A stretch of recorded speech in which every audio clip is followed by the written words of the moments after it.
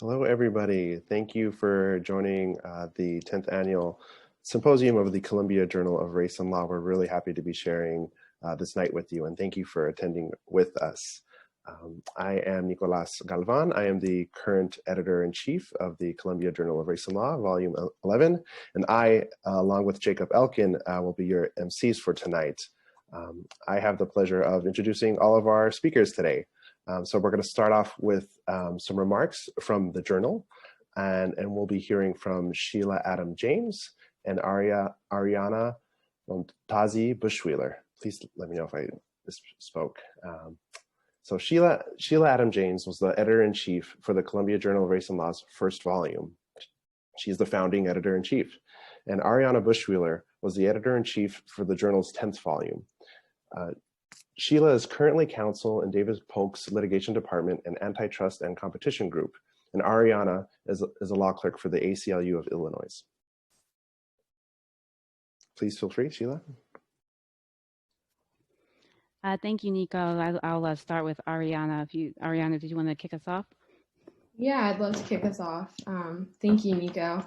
Good afternoon, everyone. Thank you for being here, virtually, of course.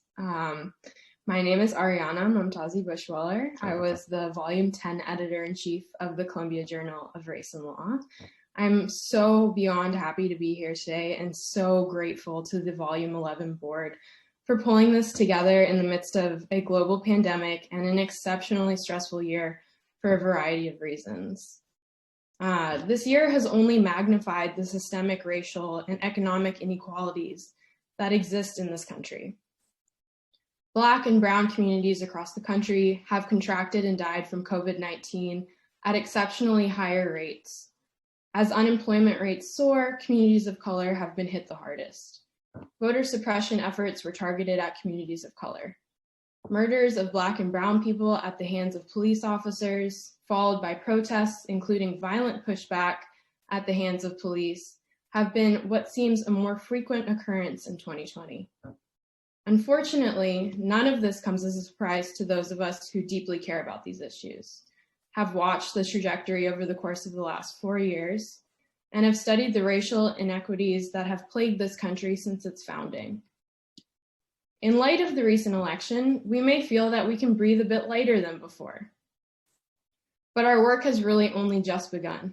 President-elect Biden and Vice President-elect Harris are far from perfect on issues of race and inequality. The recent appointment of Justice Amy Coney Barrett and the over 300 other conservative justices appointed to the federal courts across the country will make this work all the more challenging. It will be the job of people like us to advocate for the rights of communities of color. We must work to build a better infrastructure of rights and protections for all communities. We must be persistent and we must continue to fight. This weekend, we will hear from Professor Thomas and Professor Pistor concerning how the law has created a code of racial capitalism in regard to wealth inequality. From Professor Glass about the legal tools used to deprive Black people of home ownership, and from Professor Ossei-Owusu regarding how criminal law has disproportionately targeted people of color. These are only a handful of the issues that we face, and the conversation of how the law has underdeveloped communities of color is one that must continue beyond this symposium. It is my great honor to welcome Sheila Adams, without whom the existence of this great journal would not have been possible. Sheila served as the editor-in-chief of Volume 1 of the Columbia Journal of Race and Law. Sheila is currently counsel in Davis Polk's litigation and antitrust and competition group in the New York office. Among other topics, Sheila will touch on the history of the journal and how much she has seen it grow over the course of the last 10 years. And with that, Sheila. Thank you so much, Ariana and Nico. I really appreciate that kind introduction. And I cannot tell you how honored I am to be here. To tell you that I dreamed of this moment, namely the 10-year anniversary of this journal, and where we would be and what how it would be doing and all that it would have accomplished in those 10 years. I didn't dream that we would be doing a virtual conference or in the middle of a global pandemic, but I did dream of the journal getting to this really awesome and important milestone. So congratulations to both Nico and to Ariana, to the editorial boards, and all of the preceding editorial boards on this accomplishment and getting to this point. I've told Nico and Ariana and others that I really do see CJRL as my firstborn child. I don't have any children yet, so I'm sure that I'll feel differently about that once I do. But it does feel like that, and all of the pains that come with pregnancy and childbirth, as I understand it, and feeling like raising a child along with my co-parents, namely the editorial board. So it does feel a lot like that. To see the growth and the evolution of the journal over the past 10 years and to learn about the community that the journal has created at Columbia is truly encouraging and heartening. I've heard recruits coming through my firm talk about CJRL and the wonderful community that it has fostered, and it really is awesome. I wanted to take just a couple of minutes to talk about the history of the journal for those who may be less familiar with it, and thought that might be a useful thing to talk about for a second. So the Columbia Journal of Race and Law is the successor journal to the National Black Law Journal, which was founded at and based in California, the UCLA Law School, excuse me. The National Black Law Journal was started in 1970 by 5 African-American law students and 2 African-American professors at UCLA. The journal was the first of its kind in the country. One of the journal's founding editors noted that it was important that there be a forum for providing a theoretical framework for practical daily application of Black legal concepts and ideas. And this is the tradition that the journal continues to this day. California Proposition 209, the Affirmative Action Initiative, was on the ballot in California as an initiated constitutional amendment on November 5th, 1996. Proposition 209 was approved by the electorate. Proposition 209, as many of you know, added Section 31 to the California Constitution's Declaration of Rights, which said that the state cannot discriminate against or grant preferential treatment on the basis of race, sex, color, ethnicity, or national origin in the operation of public employment, public education, and public contracting. Accordingly, Proposition 209 banned the use of affirmative action involving race-based or sex-based preferences in California. Because of the resulting precipitous drop in the African-American students at UCLA Law School after the passage of Proposition 209, the journal was sent to Columbia so that the publication could be continued, and it continued. I was a staffer on National Black Law Journal my 1L year. In the fall of 2009, law students at both Columbia and UCLA mutually agreed to return NBLJ to its birthplace, UCLA, which is an encouraging sign of the progress that the numbers had made in the intervening years. The NBLJ board, under the leadership of Editor-in-Chief Brittany Kirkpatrick-Ivey, class of 2010 of Columbia, founded the new Columbia Journal Race and Law as a standalone Columbia Journal and installed my team as the inaugural board in the spring of 2010. And accordingly, CJRL was born. At the time, there were prominent discussions of whether we were in a post-racial America given the fairly recent election of then President Barack Obama.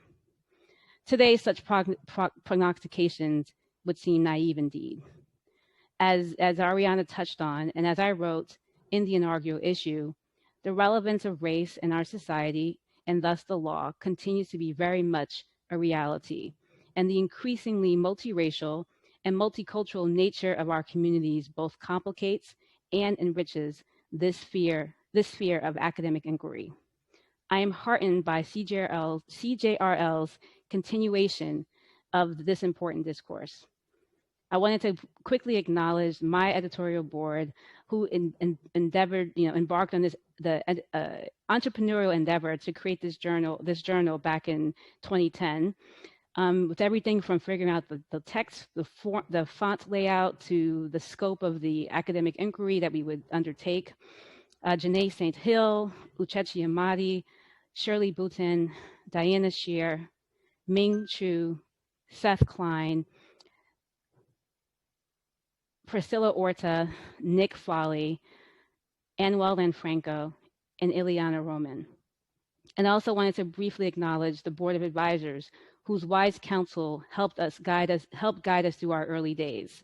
Professors Kimberly Crenshaw, Professor Conrad Johnson, Professor Ola T. Johnson, Professor Susan Sturm, Professor Jane Spinnick, Andrew LeGrand, who's class of 2009, and finally Professor Kendall Thomas, who graciously contributed the foreword to our inaugural issue and has a distinction of the citation of issue 1, page 1 of Columbia Journal Race and Law. Thank you to all for your contributions to this journal, and congratulations again to the prior editorial boards, to Nico and to Ariana, and I'm just so thrilled to be here. Thank you. Awesome. Thank you, Sheila. Thank you, Ariana, for your perspectives and bringing us back to the founding of the journal on this 10th anniversary. It's special to hear that. So thank you for sharing this Friday with us and for sharing that story. Now we will move on to our keynote with Professor Kendall Thomas in conversation with Professor Katharina Pistor. So Professor Kendall Thomas, who has the distinct honor of having the citation 1 Columbia Journal of Race and Law 1, is the Nash Professor of Law and the co-founder and director of the Center for the Study of Law and Culture at Columbia Law School. His teaching and research interests include U.S. and comparative constitutional law, human rights, legal philosophy, feminist legal theory, critical race theory, and law and sexuality. Professor Thomas is the co-editor of What's Left of Theory. He is also the co-editor of Critical Race Theory, the key writings that founded the movement. He is also a founder of Amend the 13th, a movement to amend the U.S. Constitution to end enforced prison labor. Our keynote also includes Professor Katharina Pistor. And Professor Pistor is the Edwin B. Baker Professor of Comparative Law at Columbia Law School and the director of the Law School's Center on Global Legal Transformation. Her research and teaching spans corporate law, corporate governance, money and finance, property rights, and comparative law and legal institutions. Her most recent book is The Code of Capital: How the Law Creates Wealth and Inequality, which has been described as, quote, delivering the keys to understanding how law and lawyers push the property system toward concentrated and entrenched wealth, end quote.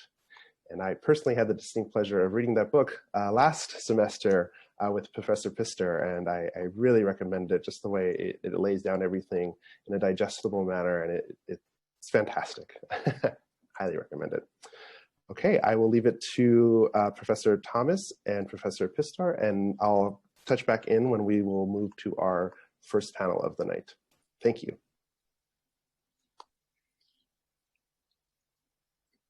Good afternoon. It's dark out, or at least it's dark here in Harlem, but it's not 6 o'clock yet, so I'll wish everyone a good afternoon. It's my great pleasure to have been invited to join the Columbia Journal of Race and Law for this symposium on how the law underdeveloped minorities. You may know, some of you at least, that this conversation began in my office with a group of staffers who included students that I had worked with the entire time that they were at Columbia. And I engaged in informal conversation with them about a book that I had returned to recently, written by our late colleague, Professor Manning Marable, entitled How Capitalism Underdeveloped America. That book was inspired by the magisterial study of the late Walter Rodney, How Europe Underdeveloped Africa. And Professor Marable, who was at Columbia for the final years of his career as the founding director of the Institute for Research in African American Studies, as an historian, undertook to produce an account at a granular level of how in every aspect of American economy and society, one could see the stamp of the politics of underdevelopment and of the what Andre Gunder Frank, the economist, called the development of underdevelopment within the metropole, right? And not just in the relationship between the metropolitan or colonial center and the colonial periphery. So the importation into the analysis of US political economy of a theoretical framework that had been developed to address the global economy in the post-colonial period was a stunning and paradigm-shifting contribution by Professor Manning Marable. And I shared just how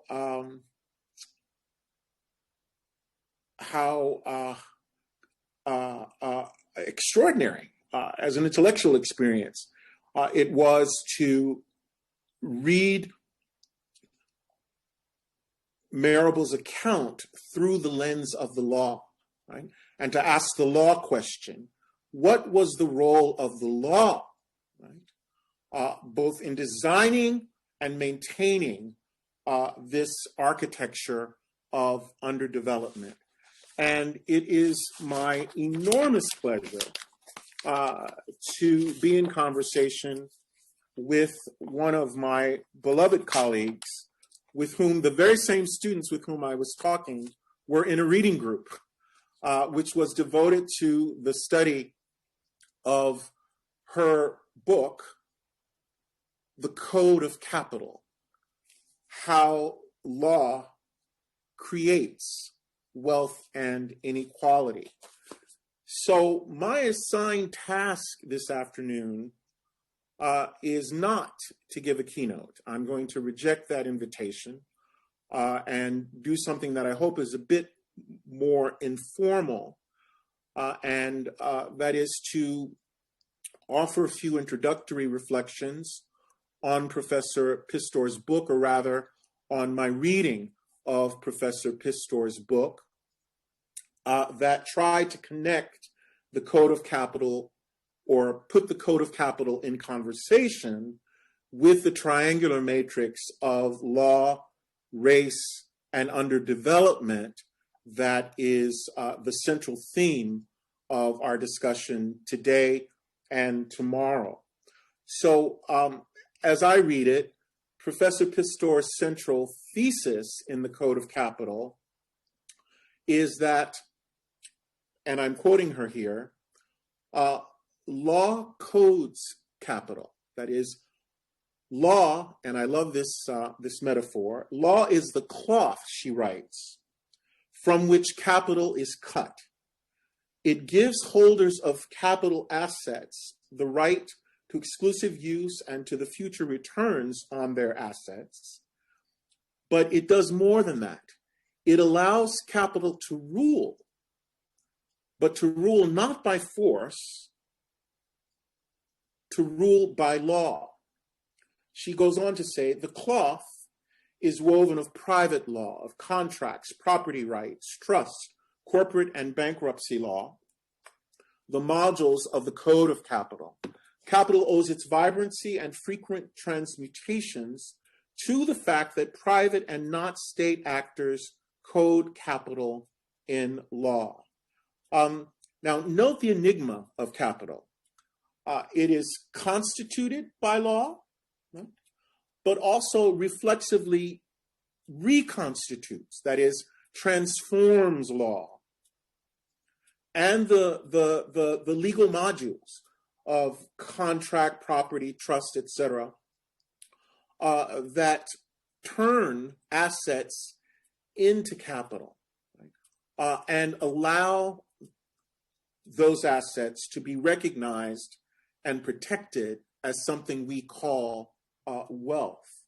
Now, I cannot possibly do justice to the large and nuanced and carefully detailed arguments that Professor Pistor offers in this book. I'm reminded of a remark that one of my professors at Yale, Frederick Jameson, the great literary scholar, made about reading Hegel and trying to explicate Hegel. He says that whenever you focus on one train of thought, you immediately feel compelled to connect it to and note the lines of influence of others. So I can't do that. But what I want to do is to focus on one question, or rather a claim that the book makes, which seems to me most pertinent to our project over the next 2 days. And that question was suggested to me by a question that Professor Pistor herself poses and answers in chapter 9 of the book, which is entitled Capital Rules by Law, and from which I just quoted. So Professor Pistor is discussing the dispute between Marxists who, she says, and I'm quoting her, see law primarily as an instrument for exercising power on one side, and on the other, rational choice theorists who view law, as she puts it, both as a constraint on and as an expression of power. Professor Pistor suggests that both camps are victims of an intellectual blind spot. She writes, they ignore the central role of law in the making of capital and its protection as private wealth through the process of modular codification that she describes in such close and careful detail. Professor Pistor argues that the understanding of law as a codification of capital provides an analytic lens which makes it, quote, possible to explain the political economy of capitalism without having to construct class identities, right?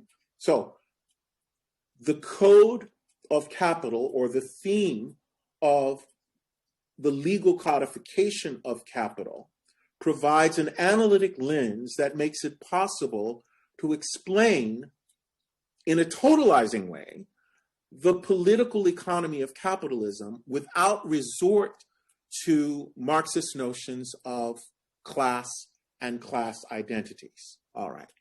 So, Professor Pistor, I see you on my screen. So the question I want to ask and explore here, and it's a question that I think lies at the thematic heart of the symposium, is the following. Let's concede that it may be possible to explain the political economy of US capitalism, and I want to focus just on capitalism in the United States. Let's concede that it may be possible to explain the political economy of US capitalism without having to construct class identities and without having to mobilize the narrative of class struggle that this notion, certainly from the Marxist tradition, carries along with it. Does it follow that it is possible to explain the political economy of capitalism without attending to the construction of racial difference, right? Of racial identities and difference? Right? Another way to put the point is to ask, is it possible to explain the political economy of capitalism without attending to the construction of caste, right? Now, as I use it, caste is not the same as class, right? It is a concept that, however, turns a bifocal lens on the legal construction of capitalism that is the subject of the Code of Capital, right? And at the same time, on the legal construction of racial identity and difference. To focus on caste, then, is to look at the intertwined and imbricated histories of capitalism and race. Right? In the spirit, for example, that Ian Haney Lopez discusses the legal construction of race in his book, White by Law, right? We might ask, if we put the race question to the story that you tell about the legal codification of capital, right? How does it change and transform that story? Now, as Isabel Wilkerson writes in her recent book, Caste, The Origins of Our Discontents, in the American caste system, I'm quoting her here, the signal of rank is what we call race, the divisions of humans on the basis of their appearance. In America, race is the primary tool and the visible decoy, the front man for caste. Race does the heavy lifting for caste system that demands a means of human division. If we have been trained to see humans in the language of race, and we can say here that race is a language or operates like a language, then caste is the underlying grammar we encode as children, as when learning our mother tongue. Caste is the infrastructure or foundation on which the house that race built in America stands. The house of capitalism that race built in America stands. Right? So I want to suggest that race and caste are among the most indispensable and durable threads that are plaited into the legal cloth from which capital is cut. I want to suggest, in other words, that in the United States, the rule of law is and has always been a racialized rule, right? And that from the perspective of political economy, capitalism in the United States has always been racial capitalism. We might hear, and I don't have time to go into the details of this, we might hear as a methodological matter, enlarge our frame of reference to complicate the notion of the legal codification of capital thesis by placing it in a more linguistic frame, which is suggested to me by the centrality in Professor Pistor's conceptualization of this idea of code. Now, I'm quoting Professor Pistor again. She says, I use the term code to show how certain legal institutions have been combined and recombined in a highly modular fashion to code capital. This is from the beginning of the book. Legal codes, she goes on to say, bestow critical attributes on an asset and thereby make it fit for wealth creation through priority, durability, convertibility, and universality.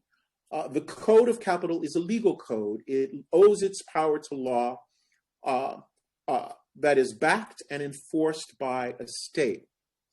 So David Harvey, in a book entitled The Enigma of Capital and the Crises of Capitalism, Professor Pistor uses this phrase, the enigma of capital, at one point in the book.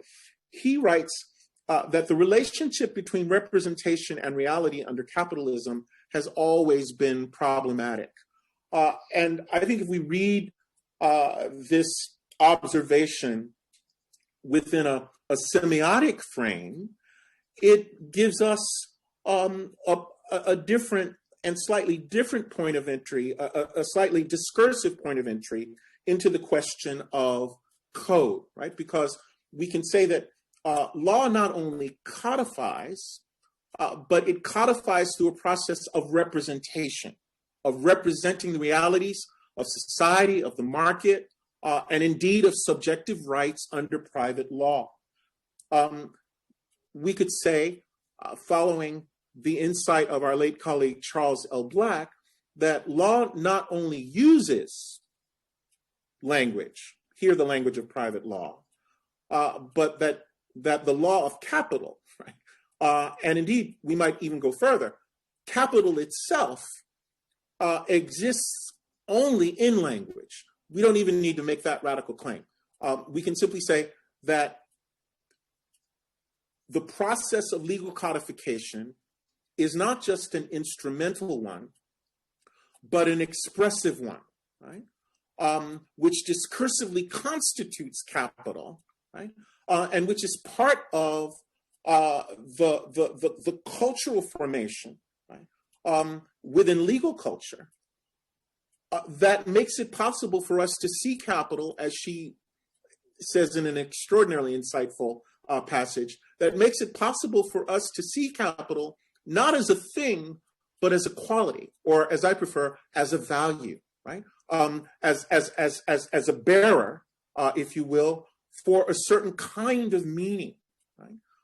Which is expressive and exists alongside and is arguably a crucial component of the instrumental aspect of capital as wealth creation. And this is embedded in ordinary language. I was just reflecting on the fact that wealth is something that one can have, right? One can be wealthy, right? Because you have wealth. Notice the implicit possessory relationship that we have to capital there. Poverty is not something that one can have, right? One is simply poor. It's a condition, right? And so the meaning of poverty and the meaning of wealth are, just from the point of view of ordinary language, embedded in differential, in a relationship of semiotic differentiation that tells us something about the symbolic work that the law is doing over and above the instrumental work of codification. So I'm trying to complicate this idea of codification to introduce this semiotic dimension and the ways in which the law represents capital through practices of representation, and that capital's rule through law functions as much through representation as it does through regulation. And this irreducibly discursive dimension of law and capital, I should say straight away, is not just about language, but is about the power of language, and more importantly, the language of power, right? So my question again is whether, even if we concede that it's possible to explain the political economy of US capitalism without having to construct class identities and differences, does it follow that it is possible to explain the political economy of capitalism without attending to the construction of racial identity and difference? Now, Professor Pistor does not actually mention the words race or caste in the book, but she does mention at several points in the book the institution of chattel slavery, most remarkably in a passage where she says that the history of chattel slavery confounds the traditional distinction between capital and labor, right?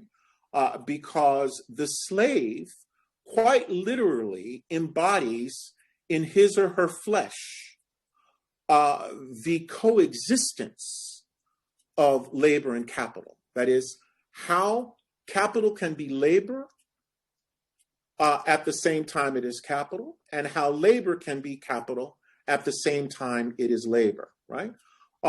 So the slave becomes, in effect, the site for, Fred Jameson used to say, he'd point to a table or a book or a building and say, you're looking at stored labor, right?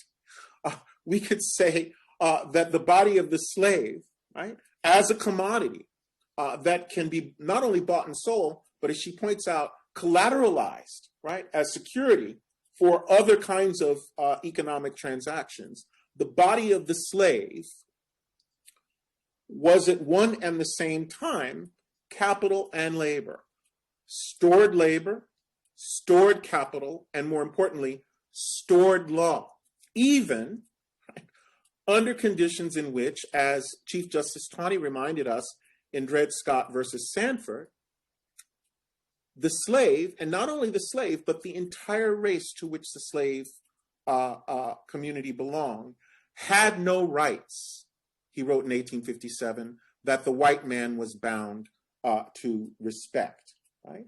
So there's a lot more to be said about this. I don't want to identify slavery too narrowly with the Negro. Slavery was not born of racism, as Eric Williams reminds us in his study, Slavery, Capitalism and Slavery. But we can say that in the same way that Eric Foner notes that democracy in America after independence took on a racial caste, so too did slavery, right? So that by the time Taney was writing, there was a tight association between the concept of race and the institution of chattel slavery. Race functioned as a signifier, a language, or a trope of ultimate irreducible difference that justified the enslavement of people of African descent. So slavery. Slaves were America's largest financial asset. And in the years from 1801 to 1862, the amount of cotton picked daily by an enslaved person increased by 400%.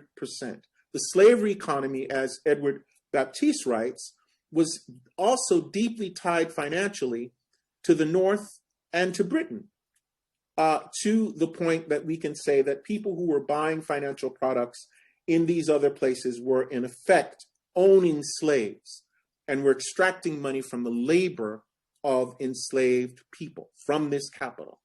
The Mississippi River Valley had more millionaires per capita than any other region. And this wealth was built on the backs of slaves. So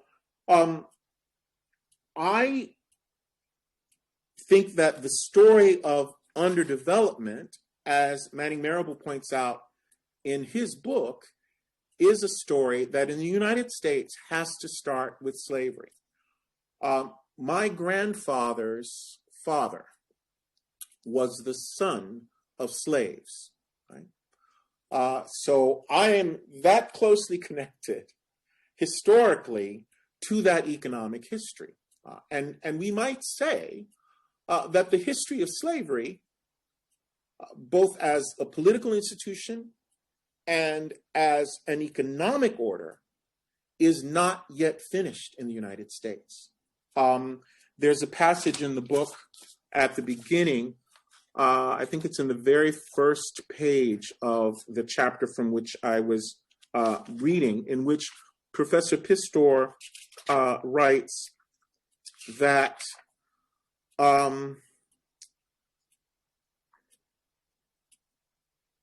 privileges were at one time tied to social and political status, which was affirmed by law. Under feudalism,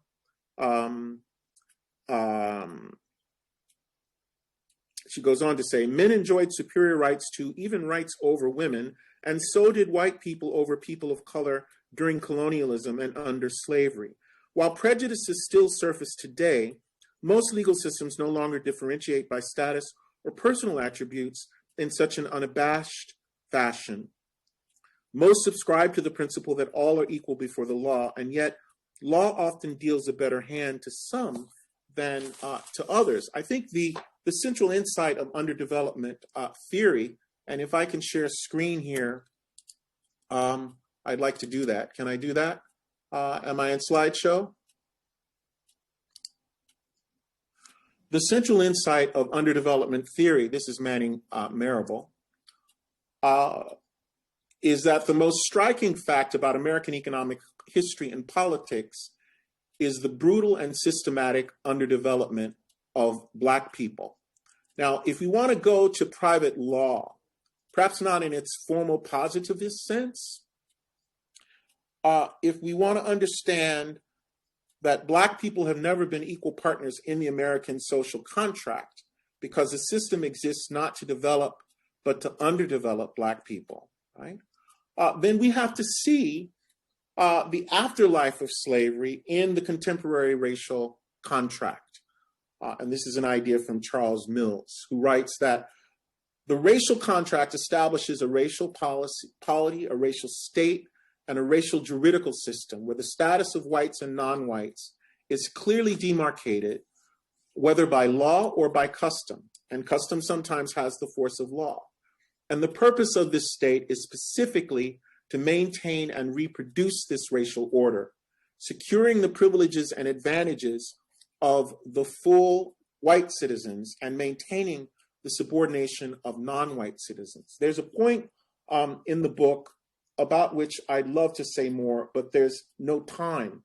And it actually is, I believe, from chapter 9, where Professor Pistor notes, discussing the foundational role that the legal form of subjective right has played in creating and sustaining the political economy of capitalism, that private law is imbricated with a constitutional order that has elevated subjective private rights to foundational principles.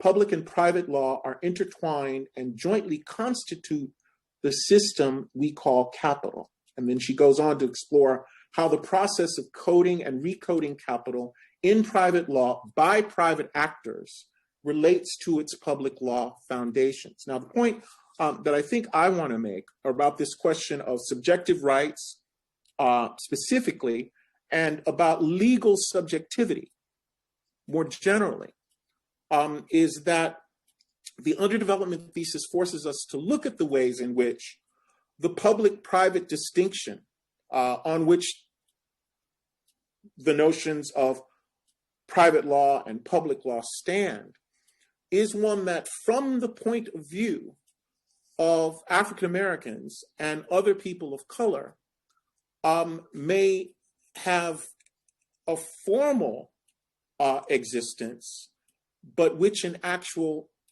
lived experience is an unstable one, and one to which people of color generally, and certainly the descendants of slaves, have had uneven and uncertain and not guaranteed status by virtue of the existence of this unwritten racial contract, which serves as the backdrop against which private law and the subjective rights conferred to legal subjects by private law get interpreted, right?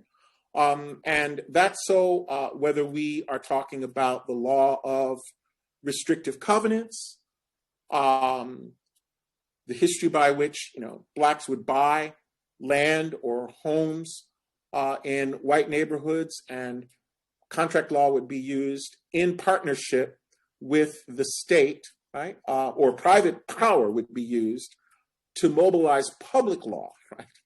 Where private law did not do its work to undo and erase those assertions of legal agency through private law by African Americans. There's so much more to say, but I think I will stop now because I've already gone 5 minutes beyond my allotted time. But I think it's not only possible to argue that we cannot fully understand the operation of the Code of Capital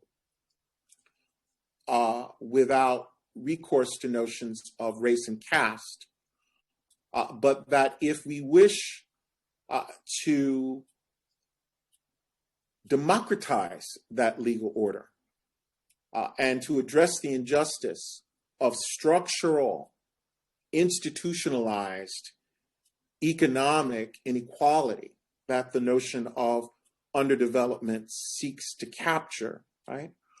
We have to ask and the race question and reckon with the implications that asking that question entails. Thank you.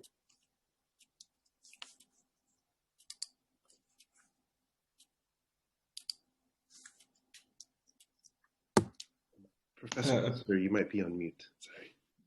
Katharina, you're muted. Oh, sorry. So thank you, Kendall, Professor Thomas, for this really close reading of my book and putting it in a broader context. As you were speaking, I was thinking about a session I had this morning with a group of PhD students in law in Bogota. And one of the students asked, if you take the lawyers and the law away, will there be no longer inequality? And I laughed and said, of course not, right? So I think this is also a comment on your comment. So I accept what you're saying. You cannot understand in the United States capitalism without understanding race relations. You cannot. Because one of the things that always happens is that the law typically encodes existing power relations, right? So when you formalize relations, it's typically an assertion of legality to the de facto relations that existed before, or a transformation of earlier legal relationships into something new. So in that sense, of course, there's always, an element of class in there. What I was trying to do is basically to move away from the debate that always tries to find these class relations in every epoch of capitalism, where I find this sometimes artificial. And the point I was also trying to make more generally, especially when we move to global financial capitalism, is that, yes, there is exploitation, but it's basically exploitation of a collective resource that is the law and our collective future productivity. That's basically being pledged when we and exploited when we backstop a financial system that works the way it works. But I think you really put your finger on a sore spot in my argument, is that notwithstanding the fact that I've been teaching decades law and development, and I always say you have to contextualize, you have to look at local power relations, I don't do this in this book so much, mostly to tell the threat of how you can actually reconfigure these power relations with different types of assets and different contexts at different points in times. Mm-hmm. But I do agree that how this works out in practice is absolutely fundamentally determined by sort of existing social and political power relations. In the United States, they're deeply racial. There's nothing to dispute about this. I hint at some of these things at several points where I basically show the fact that, that in the UK they did land reform in the late 19th century, the same reforms they had done in the US 150 years earlier.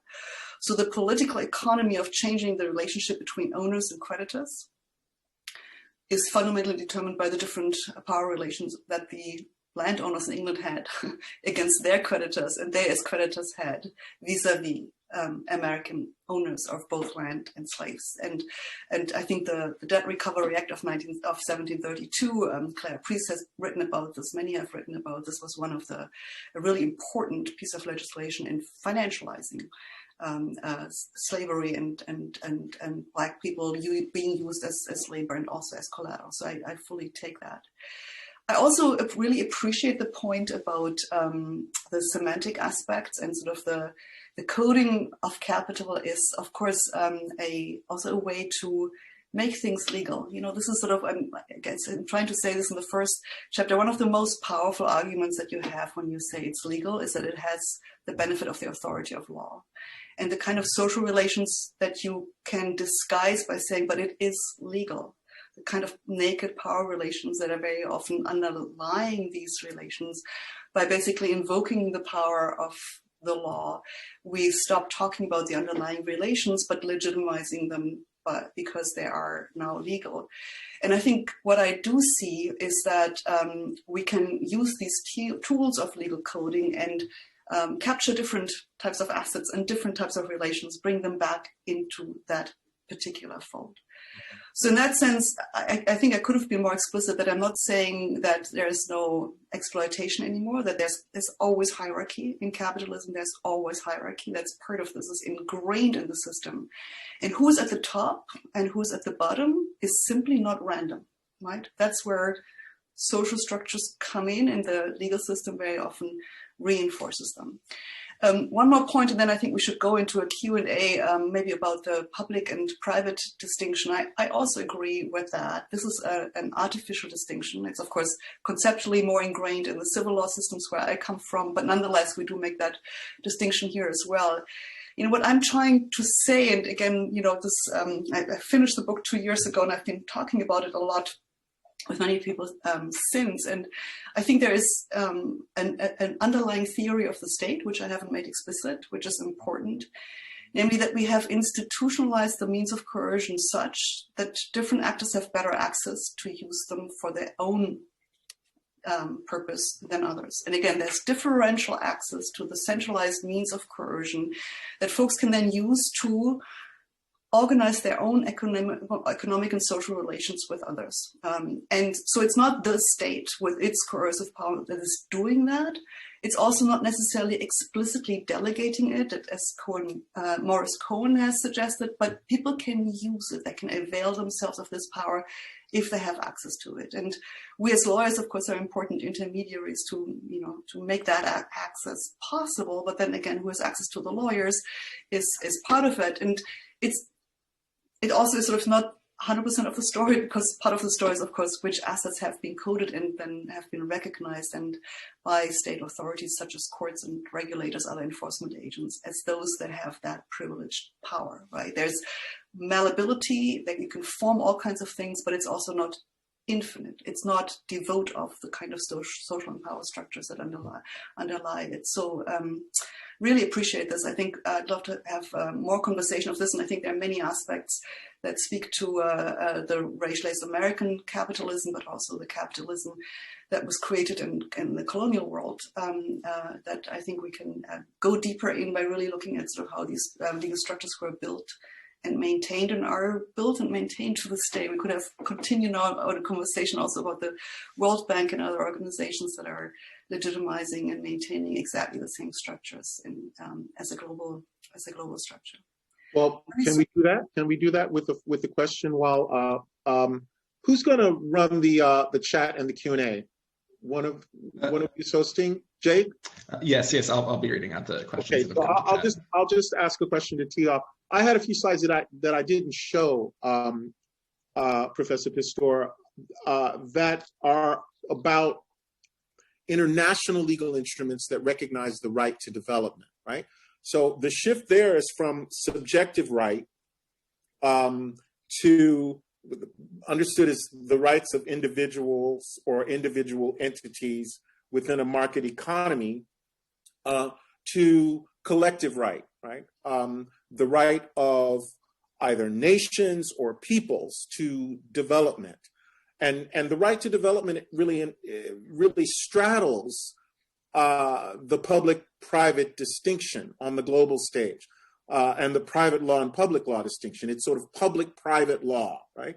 Because it's saying that that peoples or nations have a right to make a claim to wealth and to demand the structuring of market economies to enable certain capabilities, if we want to use Amartya Sen's language. So if we were to go from the domestic U.S. case to the international level, one of the really interesting things that I've been thinking about lately is the possibility of seeing the claims of the global South, right, to development within, in the case of peoples of African descent, Americans, as well as Africans on the continent,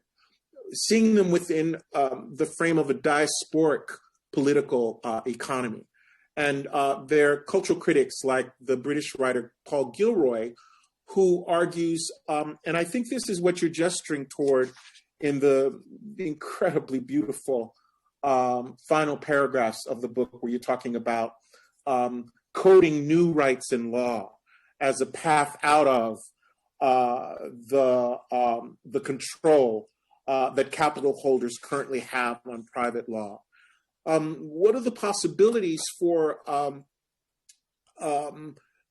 kind of diasporic political economy of development that addresses this history of underdevelopment? A history which I want to suggest is not confined to America, but which is part of the broader history, as Walter Rodney pointed out, of colonialism and imperialism, whose afterlife can be seen, as you suggested, in the policies and practices of the World Bank and the IMF, right?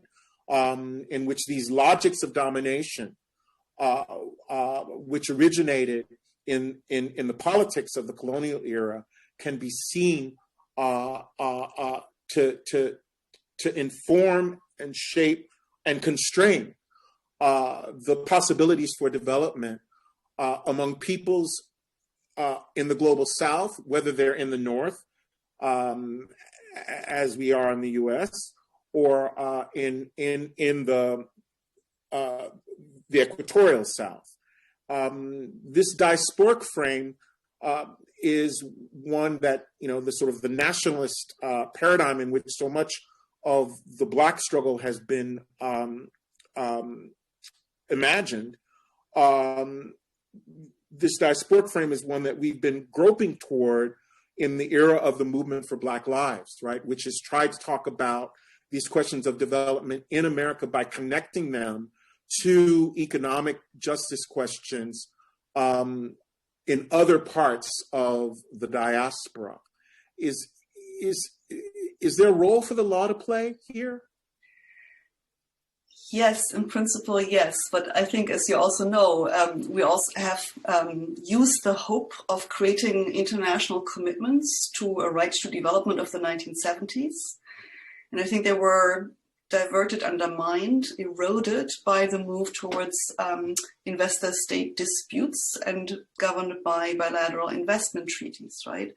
So the international law now giving private investors a right to take states to court that don't protect their investment interests, I think has basically undermined any aspiration to use international treaty law for different paths of development, or even a right to development that the global South might be making against the global South. We've just exactly turned it on its head again. And I think what it tells you again is of creating these private rights, which then privilege those who have the resources to use them, to hold, the gun to, or basically hold hostage entire social systems and polities to the wishes of a couple of investors who can shop around for the best investment treaty law that they can find and then go into that. So I think this subversion of something that could be more promising is important to identify. And yet I'm still a very optimistic person. So my goal and so my next step and what I'm thinking about a lot is how to think about how we could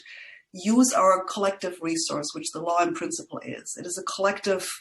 It's the institutionalization of the collective means of coercion, how we could use this to better and to make it available for socially more important issues, environmentally more sustainable issues, for justice, where justice had never been done, right? But I think we also have to be very, very clear-eyed about the power relations, which are now coded in law and justified by law and would be enormously expensive to dislodge in a big way. Expropriation, nobody can afford that really, under the regime that we have. And so I think one has to be very smart and very strategic to go there. But I think that's the strategy to take, is to think about how we can recode and how we can make sure that that strategy also maintains a normative foundation that is shared more widely than the one that we have. Mm. Wonderful. Well, thank you both again for that wonderful conversation. I'm now going to move to read to questions that have been sent to chat. And if anyone else has additional questions, please just send them. And I'm happy to read out how many we have time for. So the first question I got is, how do you think arguments against affirmative action have driven a wedge between racial minorities, and how should we think about cross-racial allyship and movements in America and beyond? Well, I think that, it's a classic technique of divide and conquer that I think is used here once again, is the delegitimization of attempts to give legal rights to recognition and foster sort of the development of of parts of our population or resources so that they can help others. And so by delegitimizing them through that strategy of divide and conquer, I think, yes, you are driving a wedge between that, and you are making it more difficult to find a coalition that would back a more redistributive and more justice-oriented, I think, foundation.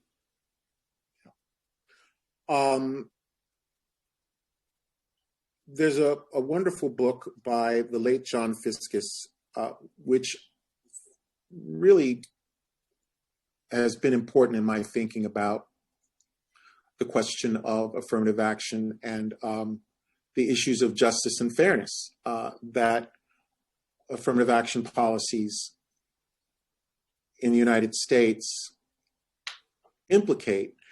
And Fiscus asks us to engage in a thought experiment, right? And it's a simple one. It is,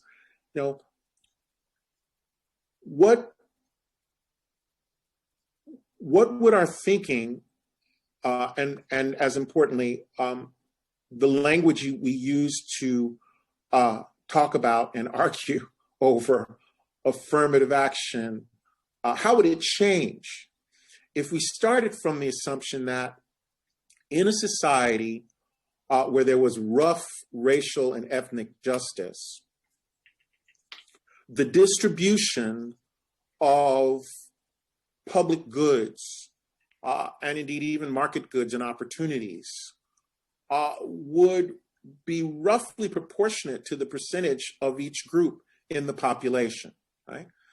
So that Columbia Law School, to take one example, would look like America, right? The faculty, the staff, and the student body, right?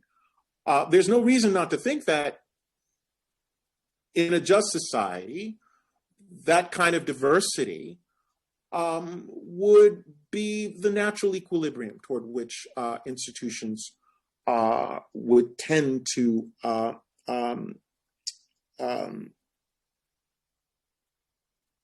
direct themselves.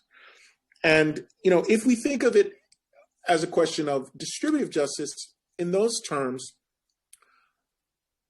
I think we're forced to reckon with the ways in which how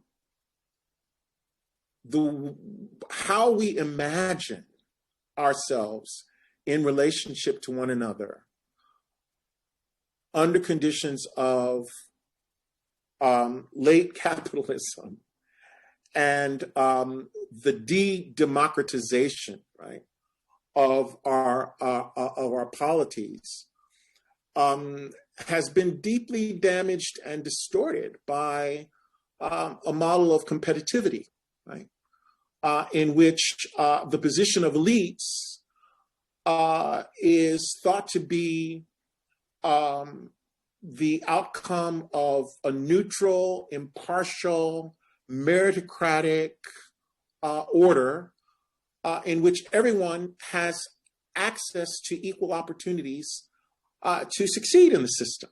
And yet we know that that's not true. We know that that is not true, right? And so I think that this description of the situation is one in which a wedge has been driven, right, is exactly right. And what we need to do is to drive a wedge between wealth and access to public goods and the over-identification of wealth and access to social goods with white people, specifically with white elites, because we don't interrogate that at all. And it's a diversion and ultimately, I think, a trap, which is all about maintaining something as close to the status quo as we can. But we don't like to talk in this country about distributive justice.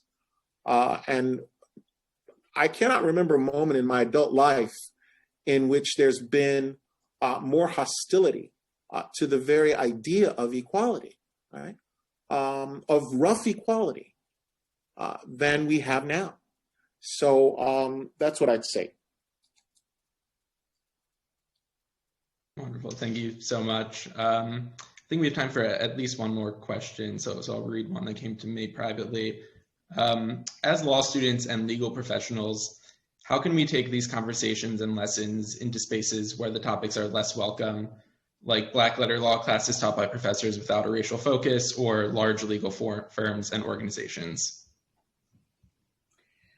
Yeah, that's a really good question, also a hard question, quite frankly. I'm sort of smiling a little bit. Last night before I went to bed, I just opened my email. I found an email from a lawyer in a top modern law firm in New York, and he wrote me about praising my book and saying how important it was for the global lawyer to have read my book. And I just thought he either didn't understand it or he misconstrued it in something that is like a how to do, right? How do you want to create global capital? Well, here here is how you do that.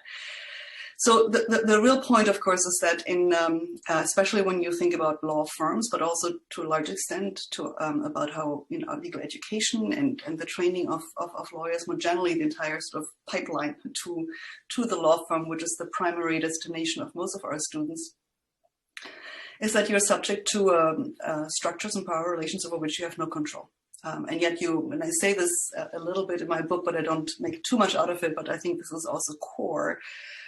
Given the fees that we charge and the way our legal education is funded, we're basically condemning our students to cold capital, at least for a significant part of their lives. And they're doing this in structures where they have some control. They're elites, sort of, right? But if you enter as a young associate, you don't have too much about that.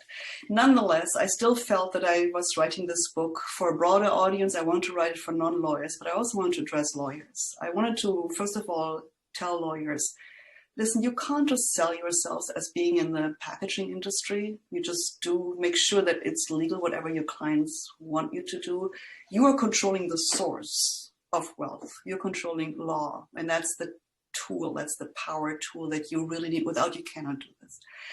And at least raising this consciousness of being not only just a servant to your client, but being really the master of the code. And I've spoken to quite a few practitioners, and some really don't like the term. Others kind of like it. They want to be masters, but they don't want to take the responsibility.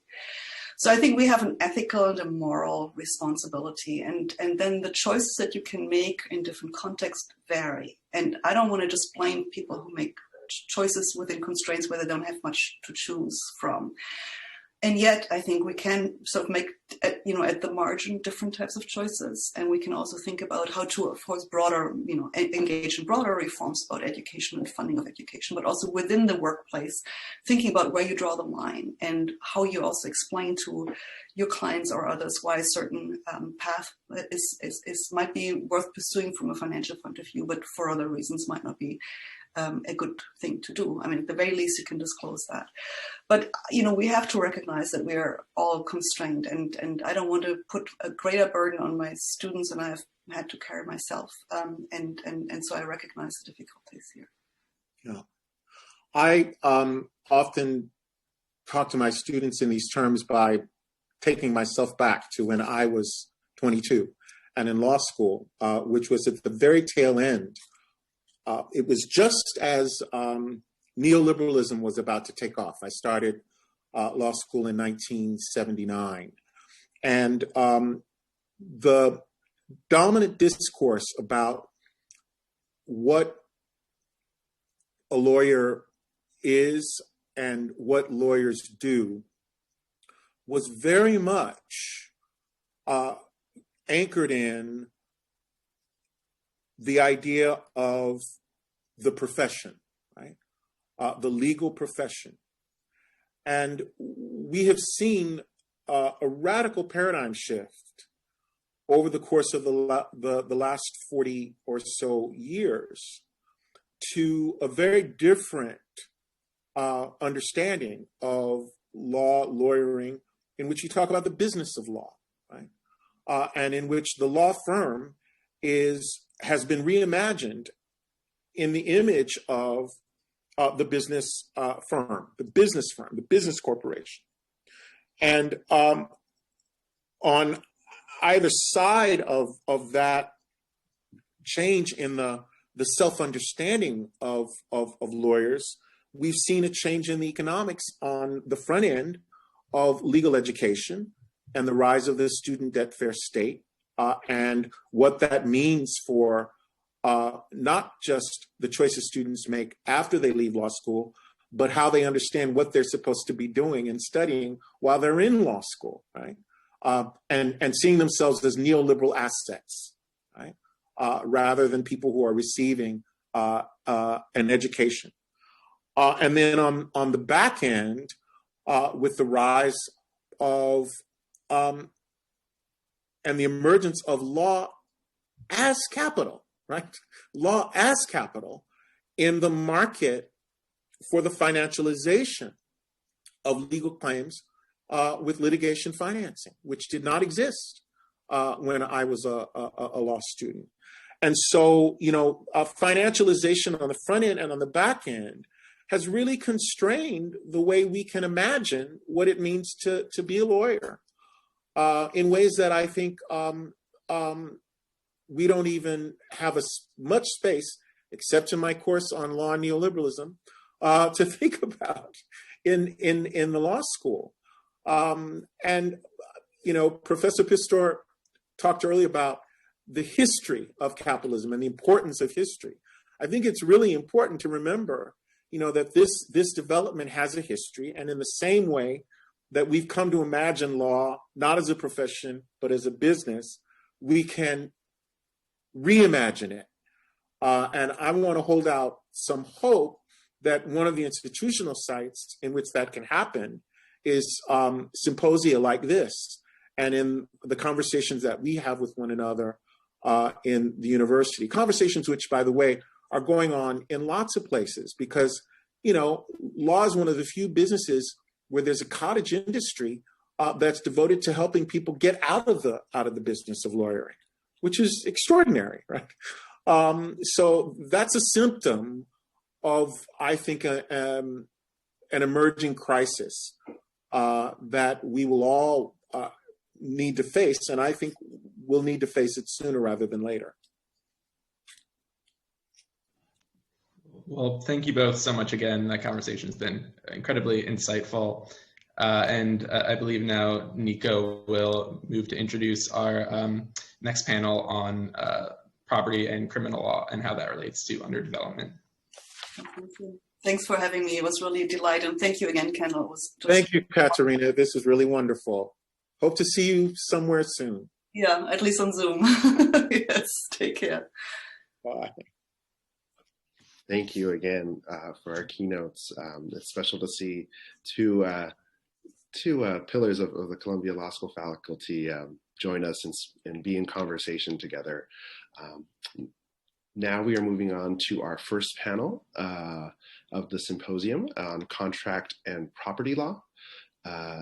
It will be moderated by Professor Maeve Glass, and our panelists include the artist-in-residence Bruce Orenstein, Professor Etienne Toussaint, and our other panelist, Professor Conrad Johnson.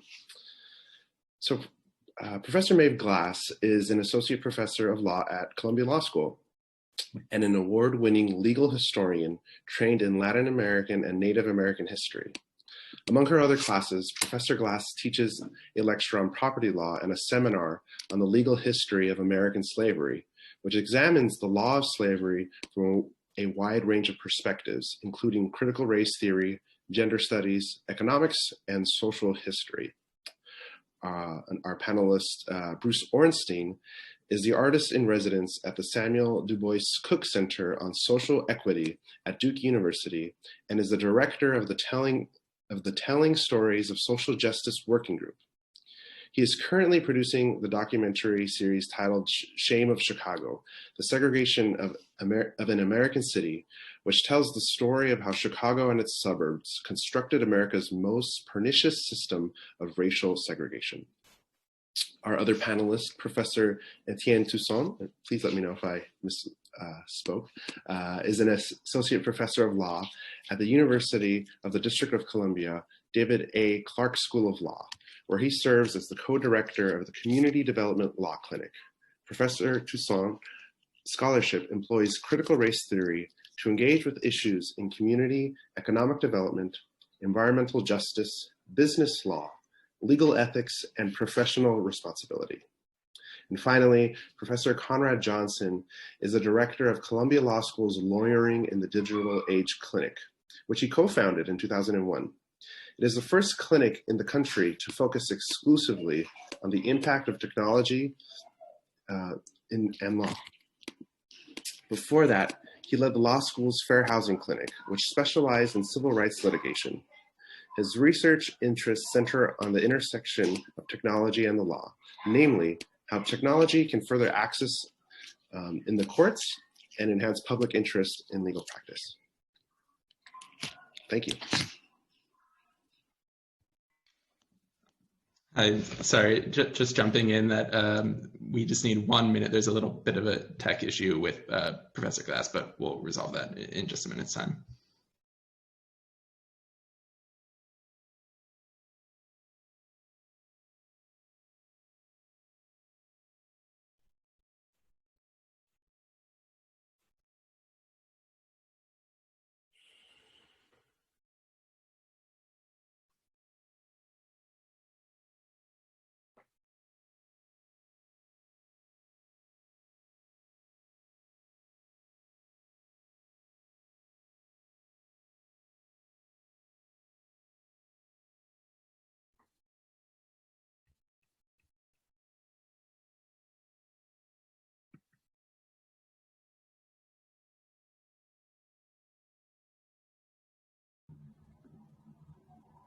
Good evening, everyone, and I'm sorry for the technological delay there. I want to begin by thanking the organizers for putting together this extraordinary event, as well as to our esteemed panelists who will be joining us this evening. Our task this evening, as given to us by the event organizers, is to explore and interrogate the interrelationship between law and racial underdevelopment. Our focus this evening is going to be on contract and property law, two core areas of the 1L curriculum that historically have been understood as race neutral, courses that have little to do with the structures of inequality in America today. As we know from the work of scholars of critical race theory and the work of panelists that we have with us this evening, that perception is a myth, right? We know from the work of countless of scholars that the laws of property and contract were vital to the role of creating systemic inequality in America based on race. To explore this interconnection, I've asked each of the panelists to share with us an artifact that can help to illuminate the relationship between law and underdevelopment as it pertains to their own body of scholarship and work. This is a set of artifacts that's going to take us through space and time. We're going to begin in Chicago. We're going to begin in Mississippi shortly after the Civil War with a presentation from Professor Toussaint that will begin with looking at a shareholding agreement, sharecroppers agreement from 1867. We're then going to travel northward to Chicago, where Professor Orenstein is going to take us to the moment when newspapers began to sound the alarm of predatory lending. We're then going to travel to New York City, where we're going to hear from Professor Johnson, whose work is looking at the crises caused by COVID as it relates to overcrowding and evictions. Before I hand things over to the panelists, I wanted to offer just a glimpse of the world that came before the contracts and the evictions and the predatory lending that our focus will be on this evening. And to do that, I wanted to share with you a graph that represents part of that world that Professor Thomas and Professor Pistor were describing, a world that can show us that at the heart of the growth of American capitalism was the primordial act of dispossession.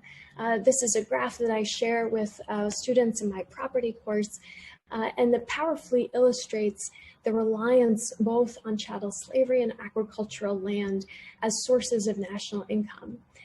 This is also a graph, however, that erases this part of that history that Professor Thomas was just closing with, that agricultural land was indigenous land, seized under the doctrine of discovery, declared to be the rule of the land by Justice Marshall.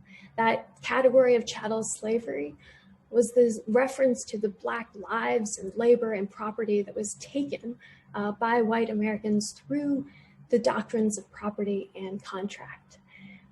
This is a world, as we've seen, that was constituted by private law norms, a world in which you can take any case, scratch beneath the surface and find these institutions of dispossession that are at the core. To give you just one example, again, before I hand things over, I wanted to share with you the case that's widely seen as the founding moment of property law. For those of you, not the one else, for those of you who remember back to property, you'll remember the famous case of Pearson v. Post, the moment most frequently taught for possession, the law of property as the law of possession.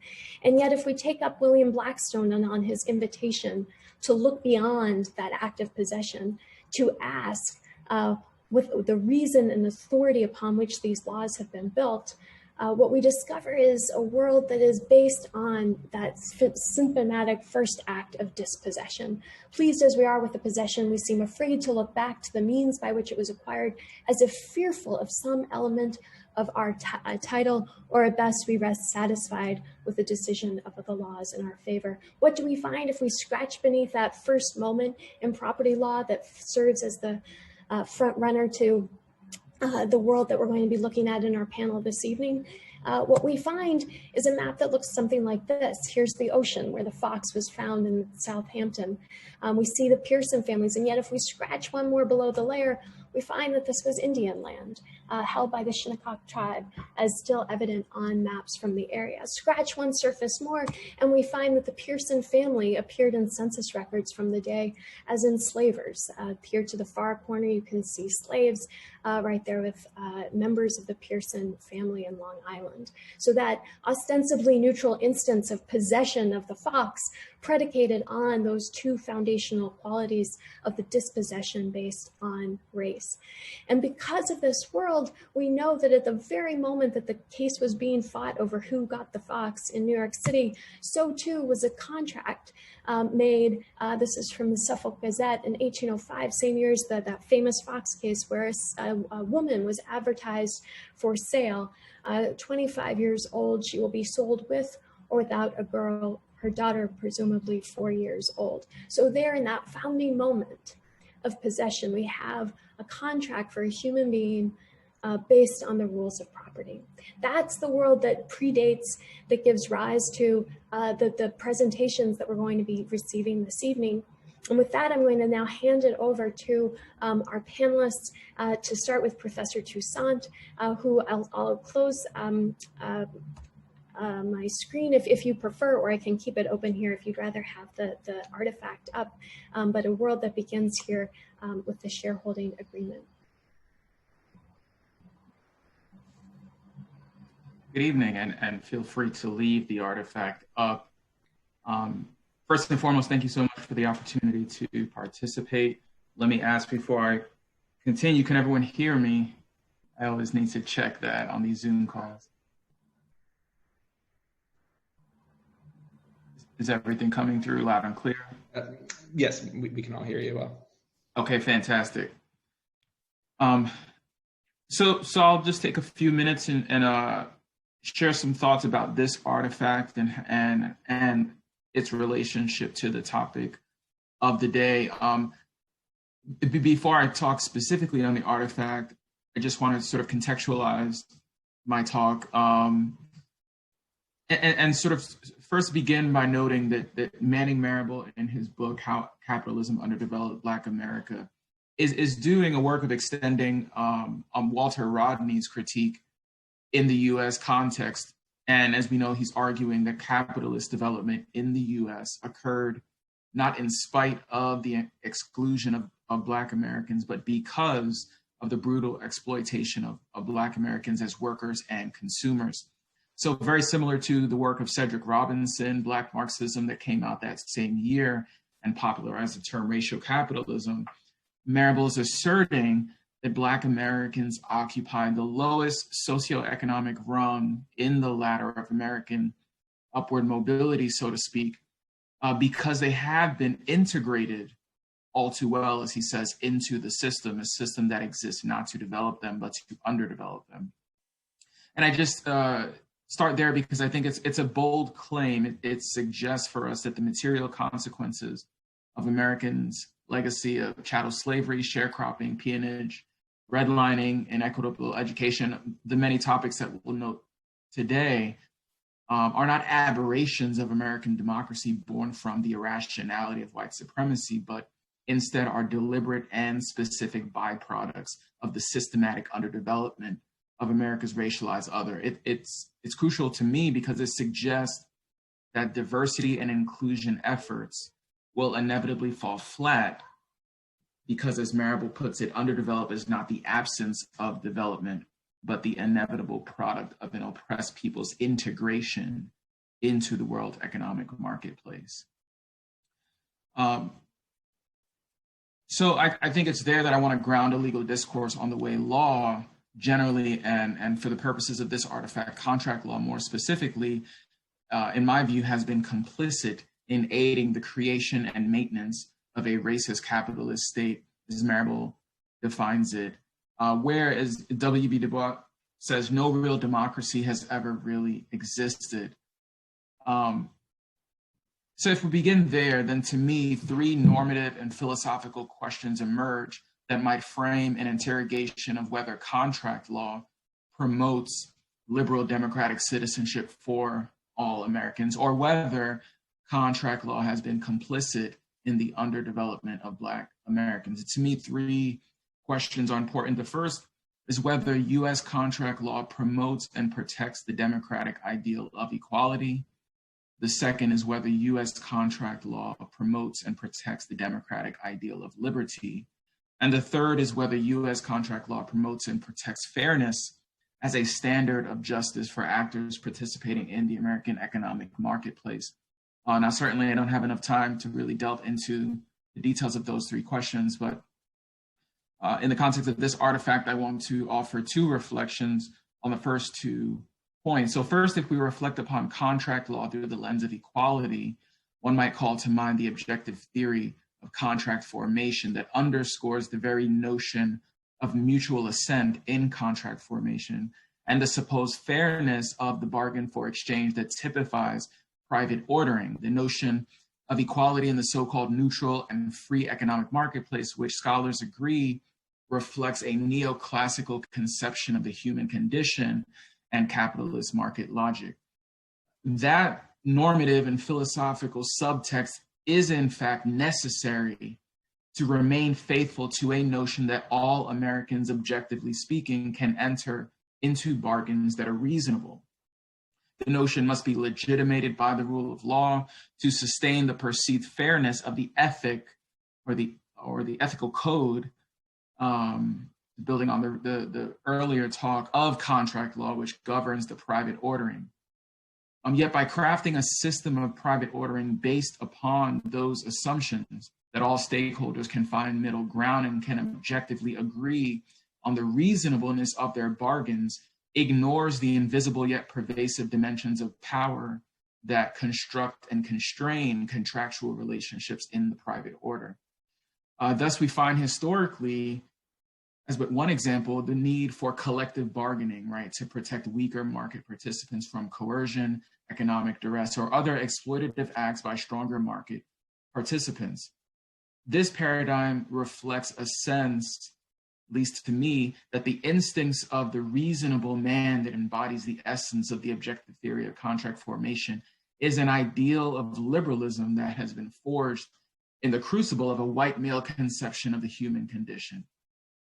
And if we consider then the historical context of the emergence of sharecropping contracts, which this artifact is one, during the Reconstruction era after the abolition of American chattel slavery, one is led to query, at least to me, what ethical conception of reasonableness can legitimate the mutual assent of formerly enslaved people choosing to become sharecroppers on the same plantation where they were previously held as slaves and were subject to incredible violence.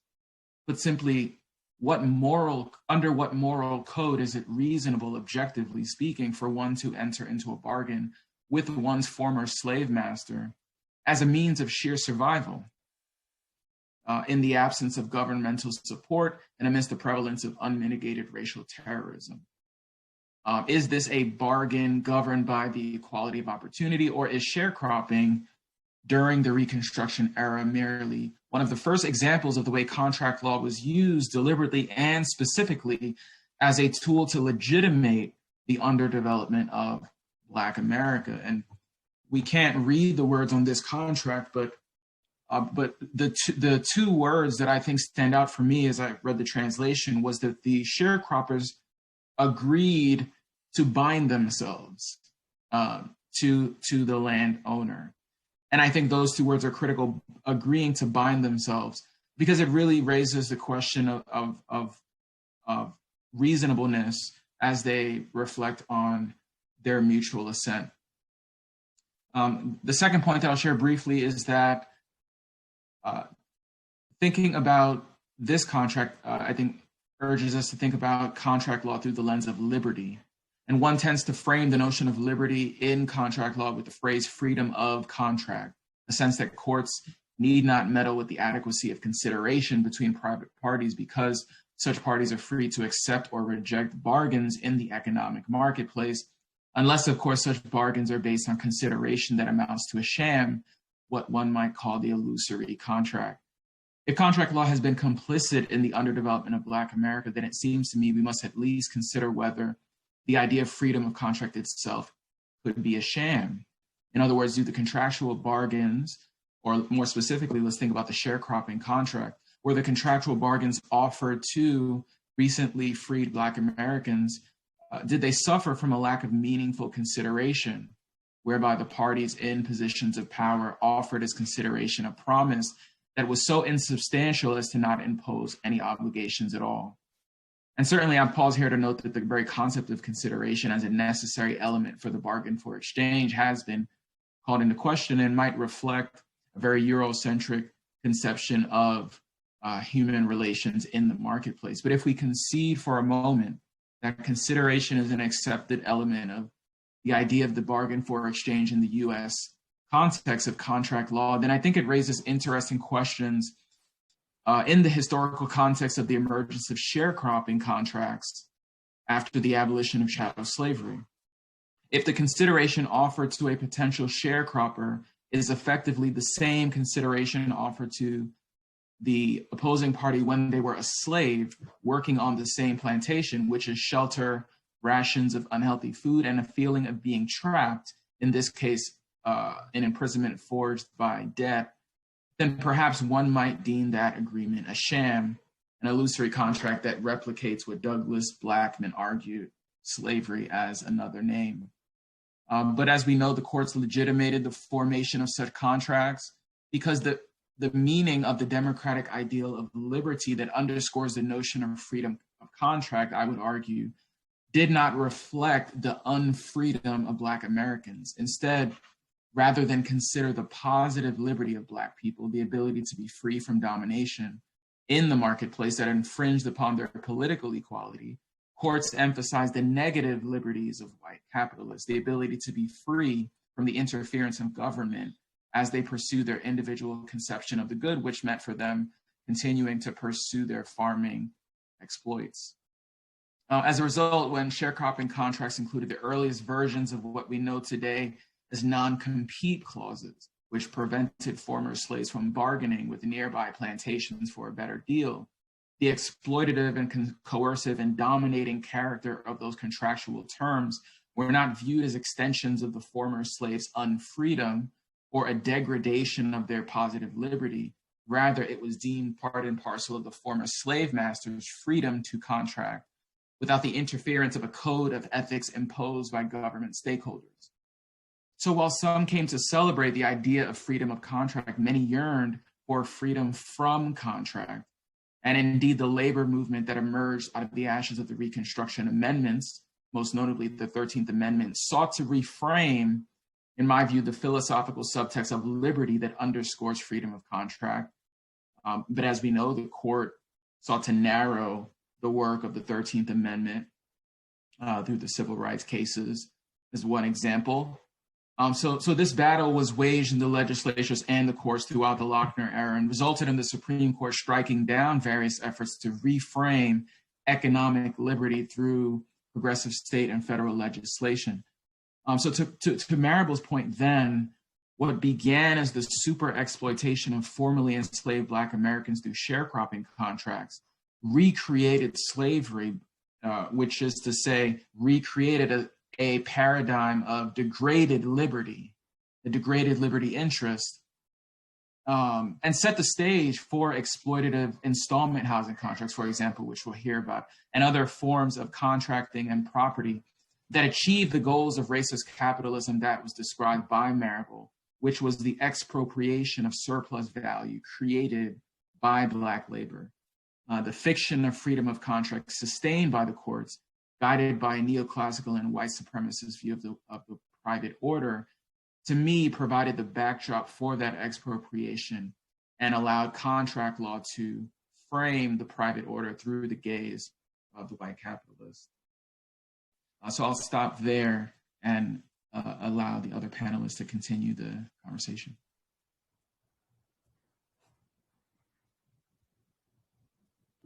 So thank you for that first fantastic presentation, which gives us a window in how we can think about these terms that we take for granted of the reasonable man being the gaze of the white capitalist and the freedom of contract, freedom from contract, and what does it mean to bind themselves as a form of being complicit in the capitalist state. We'll return to those questions at the end of the panel. For now, I'll just hand things over to our next panelist, who will take us into the world of housing, predatory lending in Chicago. So Professor Orenstein, I'll turn things over to you. And again, just you can let me know if you'd rather have the slides here, or I can take them down, whatever you prefer. Thank you. I love the slides. It reduces me in size a little, and I get to look at some, news articles I haven't looked at in a little while. I'm a documentary filmmaker, and prior to that, I was a community organizer. And as am I coming through? Because I'm not seeing myself at all on screen. Yes, you are. Okay. Prior to that, to being at Duke and doing documentary filmmaking, I was a community organizer and worked on so many issues that had to do with, inequality and racism and poverty in the communities that I was working in. And as a community organizer, I had little knowledge of kind of what came before me. And, I understood the issues of the day, and I understood the communities that I was working in.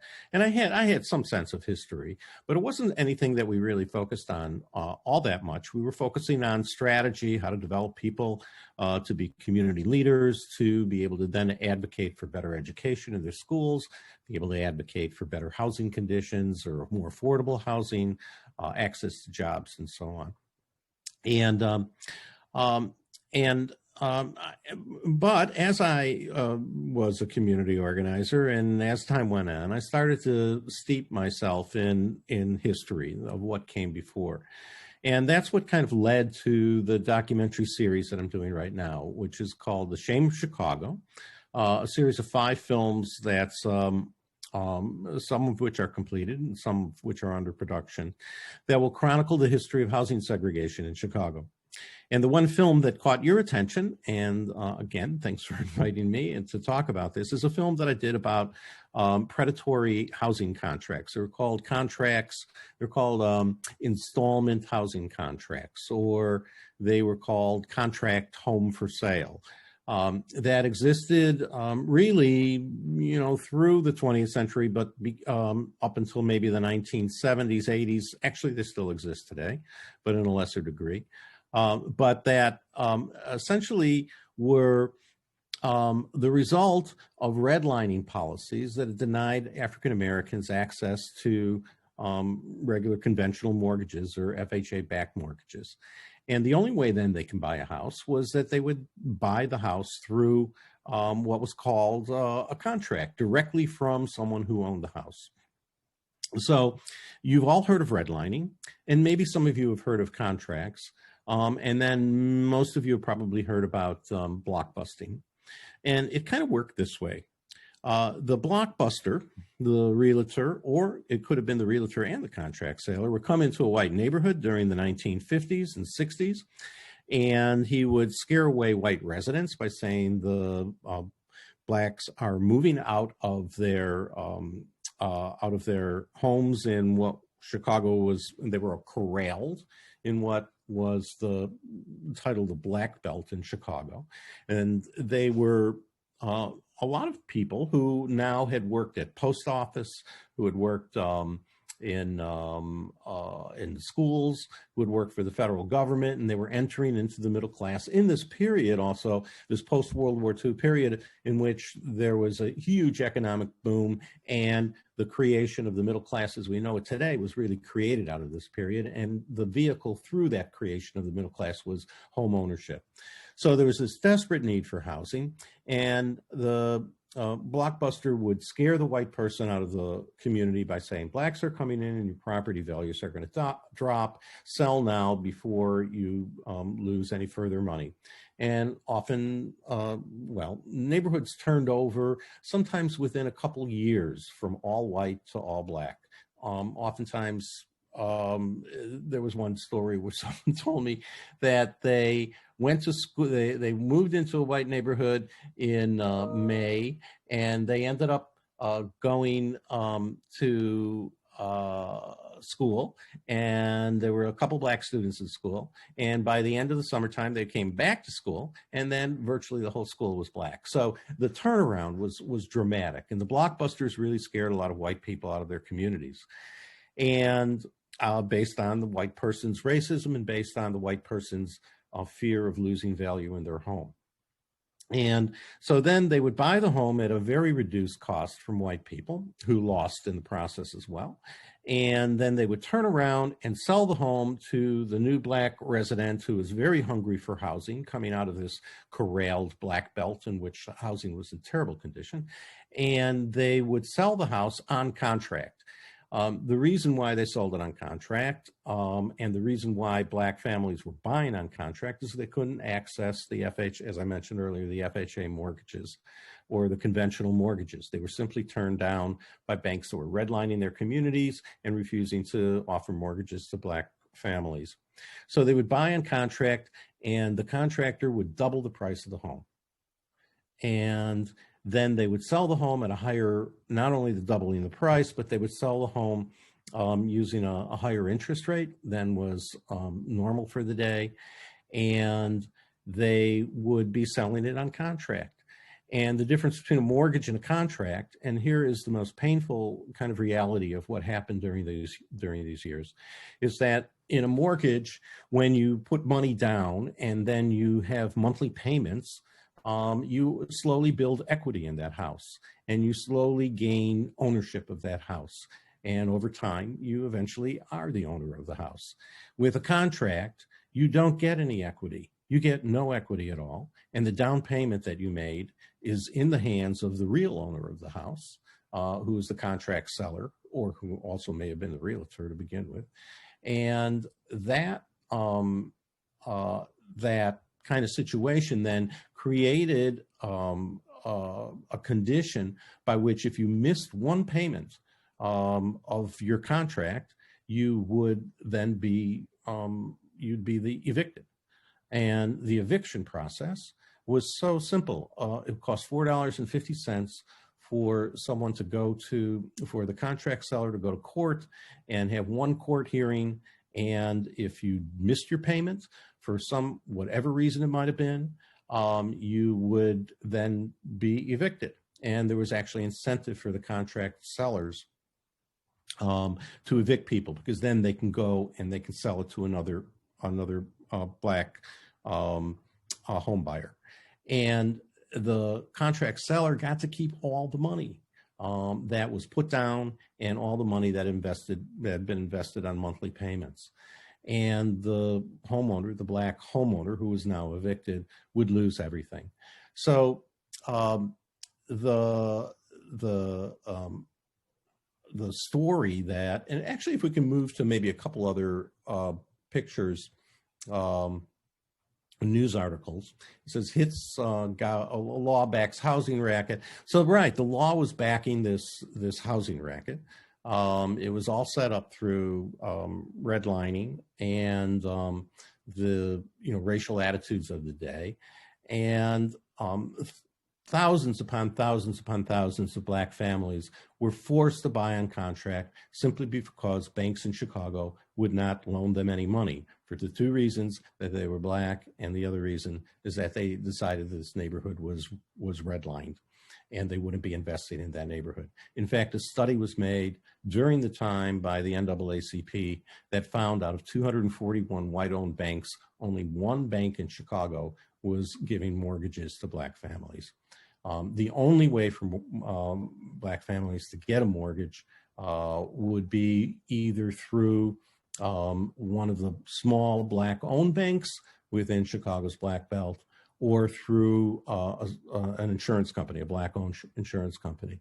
So we did a study on how many people were forced into contract, or how many people use these contracts, because you weren't necessarily forced into it, but you had no other opportunity to buy a home if you didn't buy it on contract. And we found that 85% of the black population buying homes, black families buying homes during the 1950s and 60s, were buying on contract.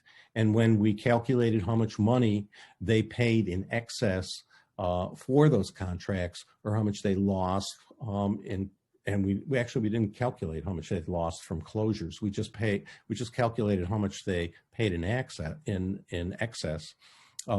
We found that in today's dollars, it was $3.2 to $4 billion. And those are really conservative numbers that were extracted, plundered, drained from the pockets of black families during those years through the use of contract selling, over and above what they would have paid if they would have been white and they would have been able to access a mortgage. So here was the situation. I kind of guess I'll go back to the initial kind of discussion, the opening discussion. And actually, if we can bounce to the one on the man who goes to his grave, that news article, as a result of contract selling. But the rationale was, hey, it's a free market. This is a market. You don't have to buy a contract. You don't have to, use this to buy a home, and that the contract sellers were just filling a need, and they were filling the need that was created by the redlining maps that had been created. And the whole system, though, as we know, the redlining maps were created by realtors that were also the same people that designed restrictive covenants, and had kind of, helped to shape the whole scaffolding, helped to shape the color line and the systems of housing segregation in Chicago. And so baked into the law was racism. And baked into the law was this fact that during this time period where people were building wealth through building their value in their home, using their home, as we've often heard, equity in their home as a piggy bank. But again, they had no equity in a contract. If you wanted to move after being in your house for 10 or 15 years, If I wanted to do that now in my house, I can take out most of the value of the house because that's what I put into it. But if you were on contract, if I was on contract, I wouldn't be able to do that. So the documentary series, Shame of Chicago, tries to put a human face on contract sales and has stories of, people who were dragged to their grave, so worried that they would lose their home if they missed a payment. So here we had a free market system that was operating to great disadvantage based on the inherent white supremacy and racism that exists in our society. And it also contributed greatly to the deterioration of the neighborhoods in which these neighborhoods that were transitioning from white to black. First off, the neighborhoods were largely homes that were in need of some repair. There were a lot of nice homes, but still in need of some repair. But because the cost of the housing was so high, and black families were so desperate for housing, they had little money to repair their homes. And they also took in they took in renters in order to make sure that they would meet that contract payment every month. And the combination of redlining, of no new money coming into the community, of no new money coming into developing businesses in the community, the lack of services that the city was providing because the city was also discriminating between white and black neighborhoods. So lack of services like garbage pickup and so forth were infrequent, or certainly not as frequent as they were in white neighborhoods. And this final kind of pressure to just make that payment contributed to the deterioration of neighborhoods across Chicago. And it happened in cities across the country too. And so for those of you who did see the film, you might have heard Ta-Nehisi Coates talk about how his family was on contract as well, how he learned that later on, after he actually wrote that story in the Atlantic magazine, which the film has covers in some measure. So to finally put a very human face on this, the family, if you saw the film, in the documentary segment called The Color Tax, Origins of the Modern Day Racial Wealth Gap, in that section is a character named, is a story of Clyde Ross. And he bought his home in 1959 or 1960 in this transitioning neighborhood. And he bought a nice home, and he paid $27,000 for a home that was only worth about $12,000. And those same years, a few years, in that same kind of time frame, my father bought a home in a suburb, a new home in a suburb, for $27,000. And my father bought it on a mortgage, and his mortgage payments were about $252 a month. The mortgage payments or the contract payments that Clyde Ross had were about $240 a month, okay, for his contract. He worked 2 jobs in order to make that payment. My father had just 1 job and a lot of leisure time as well. My father made, back in those days, a very modest blue-collar wage of around $12,000 in those days, a middle-class blue-collar wage of about $12,000 a year. So did Clyde Ross, and he was Clyde Ross was making about $14,000 a year at that time, working the 2 and 3 jobs that he worked. And at the end of the day, my family's house appreciated in value so many times over, and my mother sold it for like $270,000 and used that money to help retire and use that money in her retirement. She had no pension. And Clyde Ross still lives in his home. He's like 97 years old. And his house is worth about $180,000. So, and my mother sold her house in the 1980s. So today it's probably worth about $500,000. So that's the wealth accumulation that my mother being white and our family being able to have access to conventional mortgage. That whole wealth accumulation is the difference between, my family being able to continue to live a middle-class lifestyle and Clyde Ross, not being able to draw off his home for improvements and so on, is living in a home that's worth much less. And as a result, his own value or his own bank account is much less, and he's not as wealthy. So that's the story that we tell. I probably didn't tell it in the way that I had thought about putting this human face on it, but the documentary does that, and I let the documentary speak for itself. If you haven't seen it, I'll make it available just a little bit longer, and people can, the folks here can let you know about the documentary and when it's available to watch if you're interested in looking further into it. So thank you very much. Thank you so much for sharing that presentation. I'm struck by the language that you pointed us to, and also thinking back to that question that Professor Toussaint started us off with of the moral code and what moral code allows this to happen, and what can lawyers do in the absence of a code of ethics.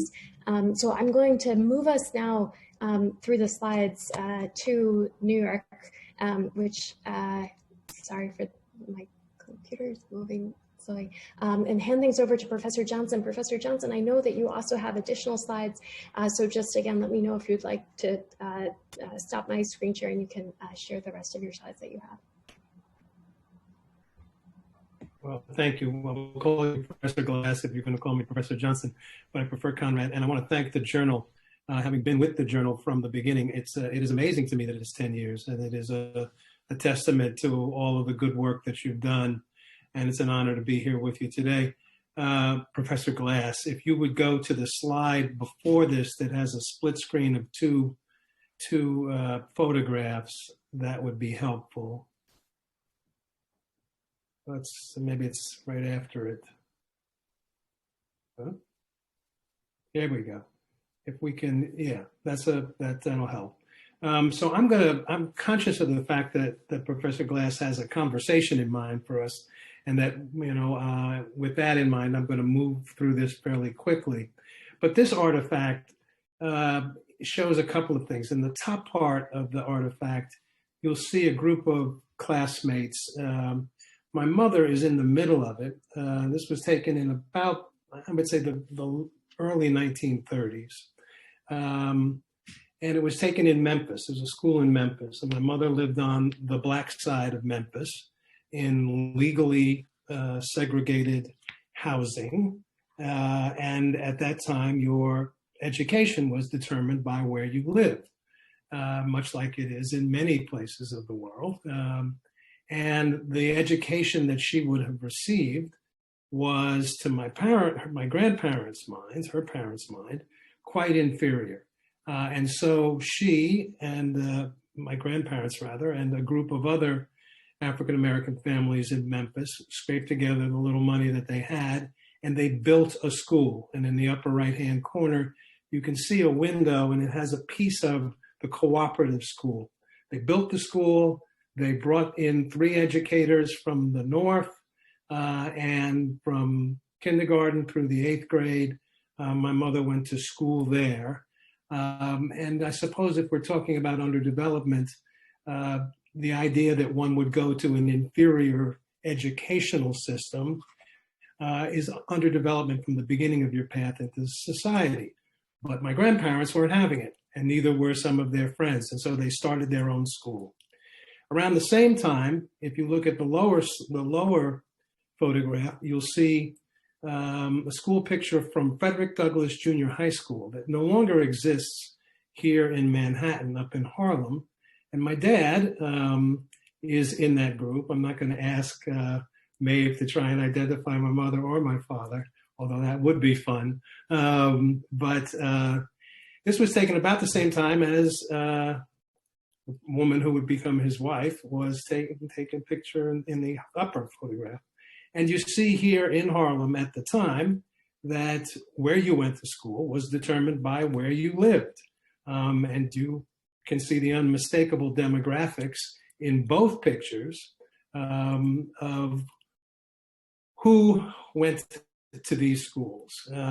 My mother's school was sufficiently ahead of its peer, quote unquote, colored schools, so that when she was forced to leave her school because it didn't go beyond the 8th grade, and she went to Booker T. Washington High School in Memphis, she spent exactly no years in class because she had already learned everything they planned to teach her in Booker T. Washington High School by the time she had reached the 8th grade. And so she spent her 4 years of high school as the executive assistant to the principal, just doing what the principal needed because there was nothing for her to learn.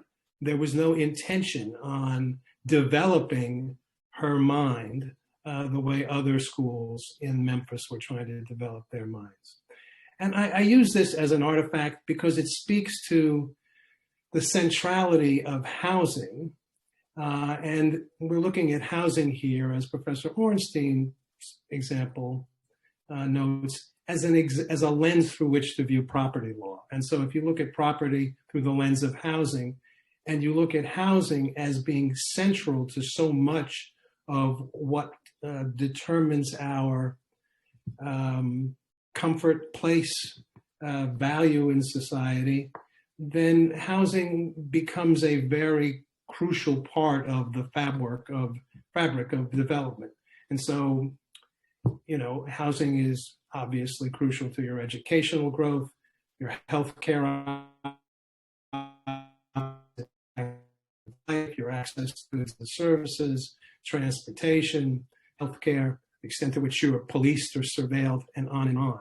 And so housing has taken on a great deal of significance for me in my career, and it's one of the areas of focus in our clinic, which is lawyering in the digital age.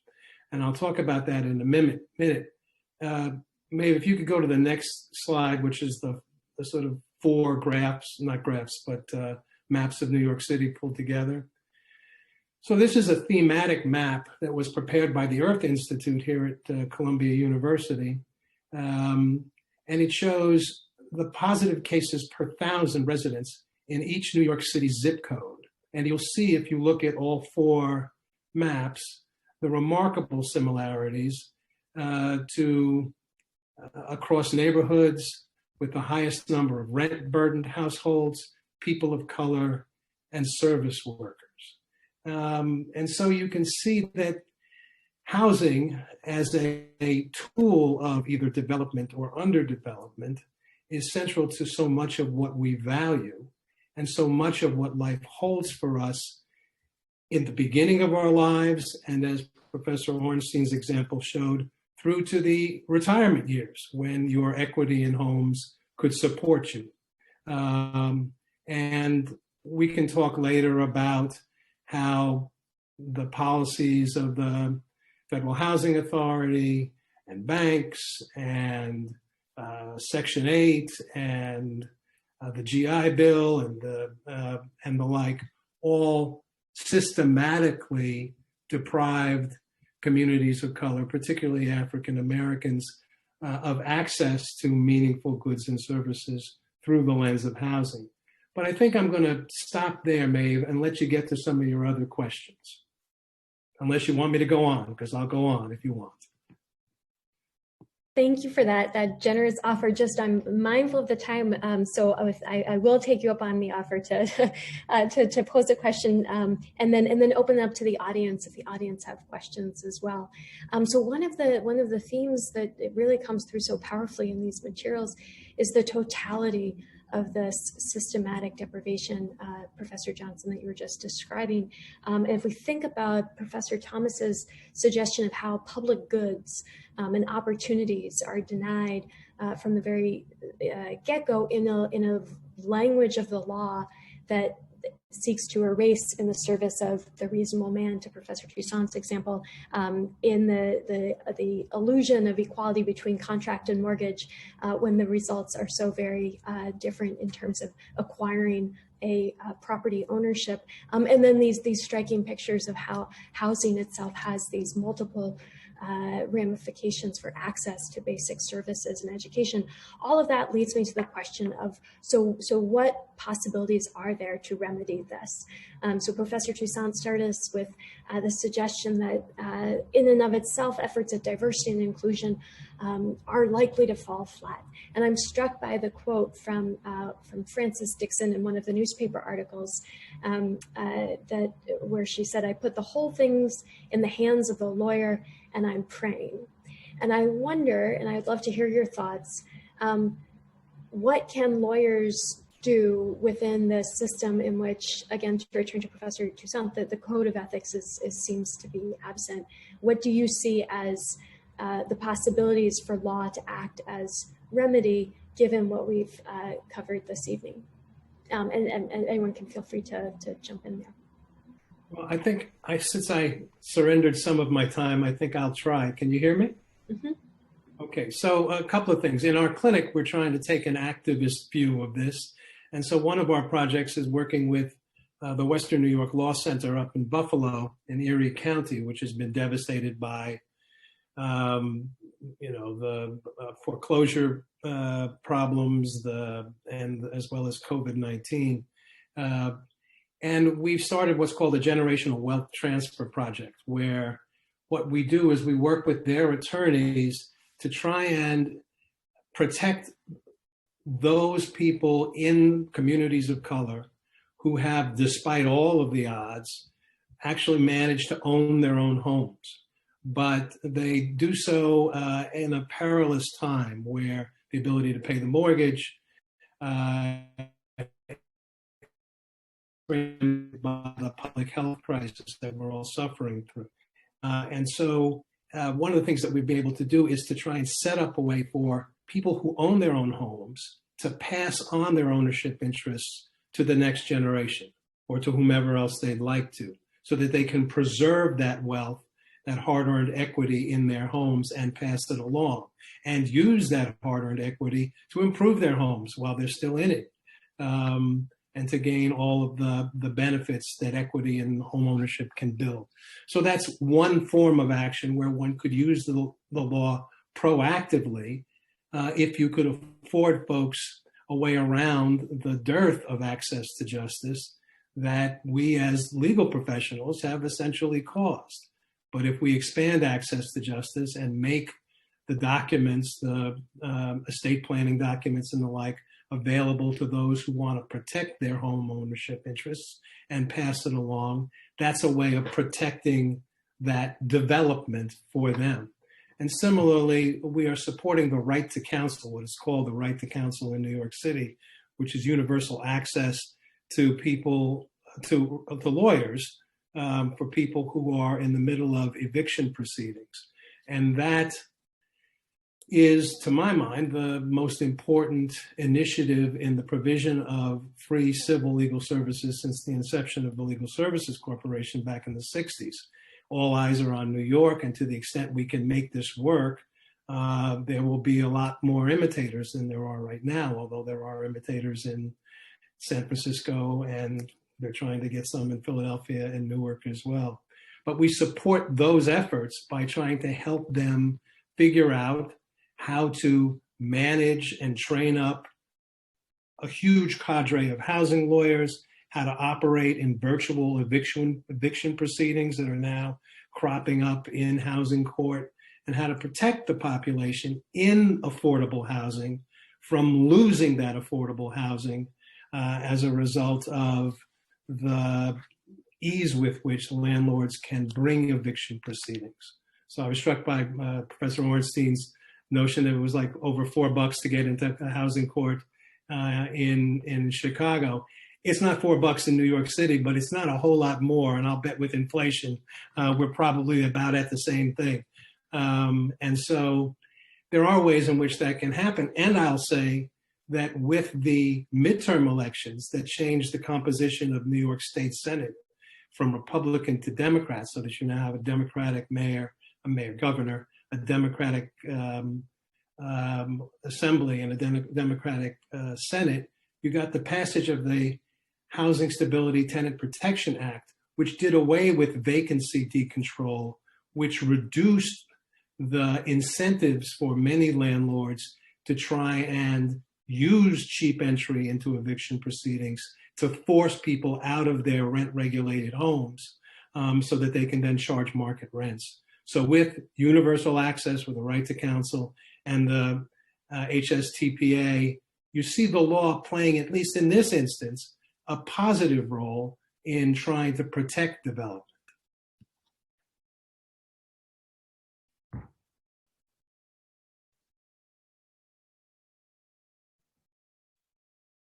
If I might also share some thoughts on that question, unless you want to go to a different question.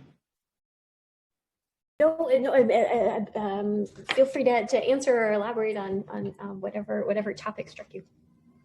Sure. So I just wanted to quickly offer 3 thoughts. First, thank you, Conrad, for those points. Those are just so great.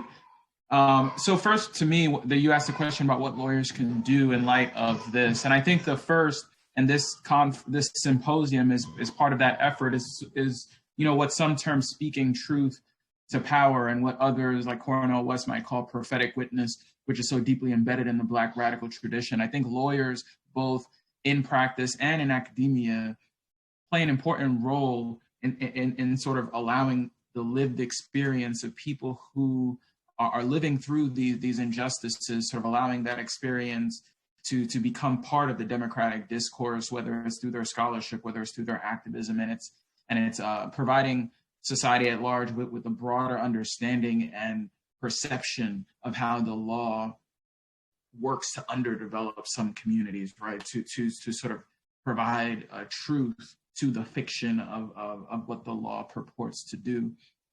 I think secondly, and something that I'm increasingly encouraged by, is sort of thinking more creatively about what the law means. And I've been struck by some of the ways in which the movement for Black Lives and other recent grassroots movements have grabbed hold to the human rights sort of discourse internationally. And that's a very long tradition in America, from subordinated groups going as far back as We Charge Genocide, and even further beyond that, right, with William L. Patterson and others, W.E. Du Bois and others who were involved in that effort. And so I think, to me, that connects to a final point, and the phrase that I'll use there is radical imagination. And I think what this symposium is trying to do is to push us to rethink what law means and to redefine the principles that undergird our law, right? We have a tool in the 13th Amendment, but also a lot of our other, provisions in the Constitution and other laws more generally, oftentimes are framed around normative and philosophical assumptions about what liberty and equality means, what rights mean.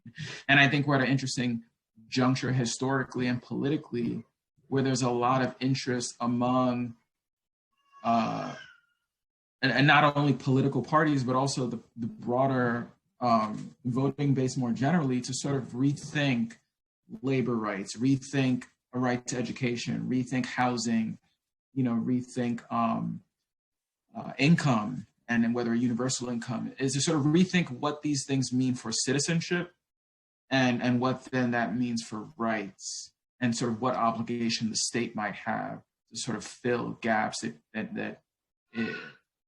fill gaps in terms of the different ways that we experience citizenship as a people. So I think lawyers can go a long way in trying to encourage that imagining among the community and more generally. So I'm hard pressed to think of a more powerful way to end our session. I've realized that we have run over, and I know we did want to make time for audience questions, but I think that this lasting call to think about a radical reimagination and what would it look like to continue, as this symposium has invited us to do, to speak truth to power, to echo to Professor Toussaint. And what would that look like to take the established doctrines, the established assumptions of neutrality, and to look to the other side, and then to develop institutional structures, right to counsel, the innovative work coming out of Professor Johnson's, to make that visible through the documentary work that we see from Mr. Orenstein, all of that as a way of making visible and then rethinking and refining our easy assumptions, whether it be what citizenship means or what that basic principle of liberty and freedom of contract. So I can't imagine a more powerful way to go out than those comments. So I know the organizers had said that if we run out of time, we won't take questions, but I do just want to make sure if there's anyone who had a question to make sure there was time for that. We did not receive any new questions in the chat, so definitely happy to end it here, or if you did want to ask a final one, I think completely up to you, Professor Glass.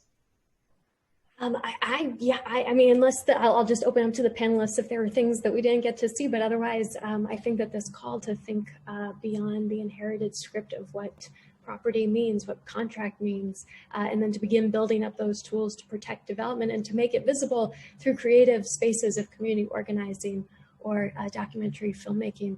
I think this panel shows us that it's not simply naming the wrongs, but also acting on them. So unless others have, I have no further questions, but if others have sentiments that they want to add. Wonderful. Well, in that case, I just want to first thank everyone for coming and for listening and watching today, and also thank everyone who participated. I know that it's required a lot of flexibility with format, timing, etc., and just very, very thankful that you've all been able to share your very insightful thoughts with everyone listening today. And then I also just want to flag that tomorrow we'll be back for the second half of the symposium starting at 12:30. It's going to start with a panel on criminal law hosted by Shaun, Ossei-Owusu, and featuring Naima, Gregory, Bennett Capers, and Rukia Lumumba. And it will end with closing remarks given by Alexis Hoag. So I hope to see you all back there tomorrow, and thank you again. Thank you. Thank you. Thank you. Thank you. Have a good evening, everyone.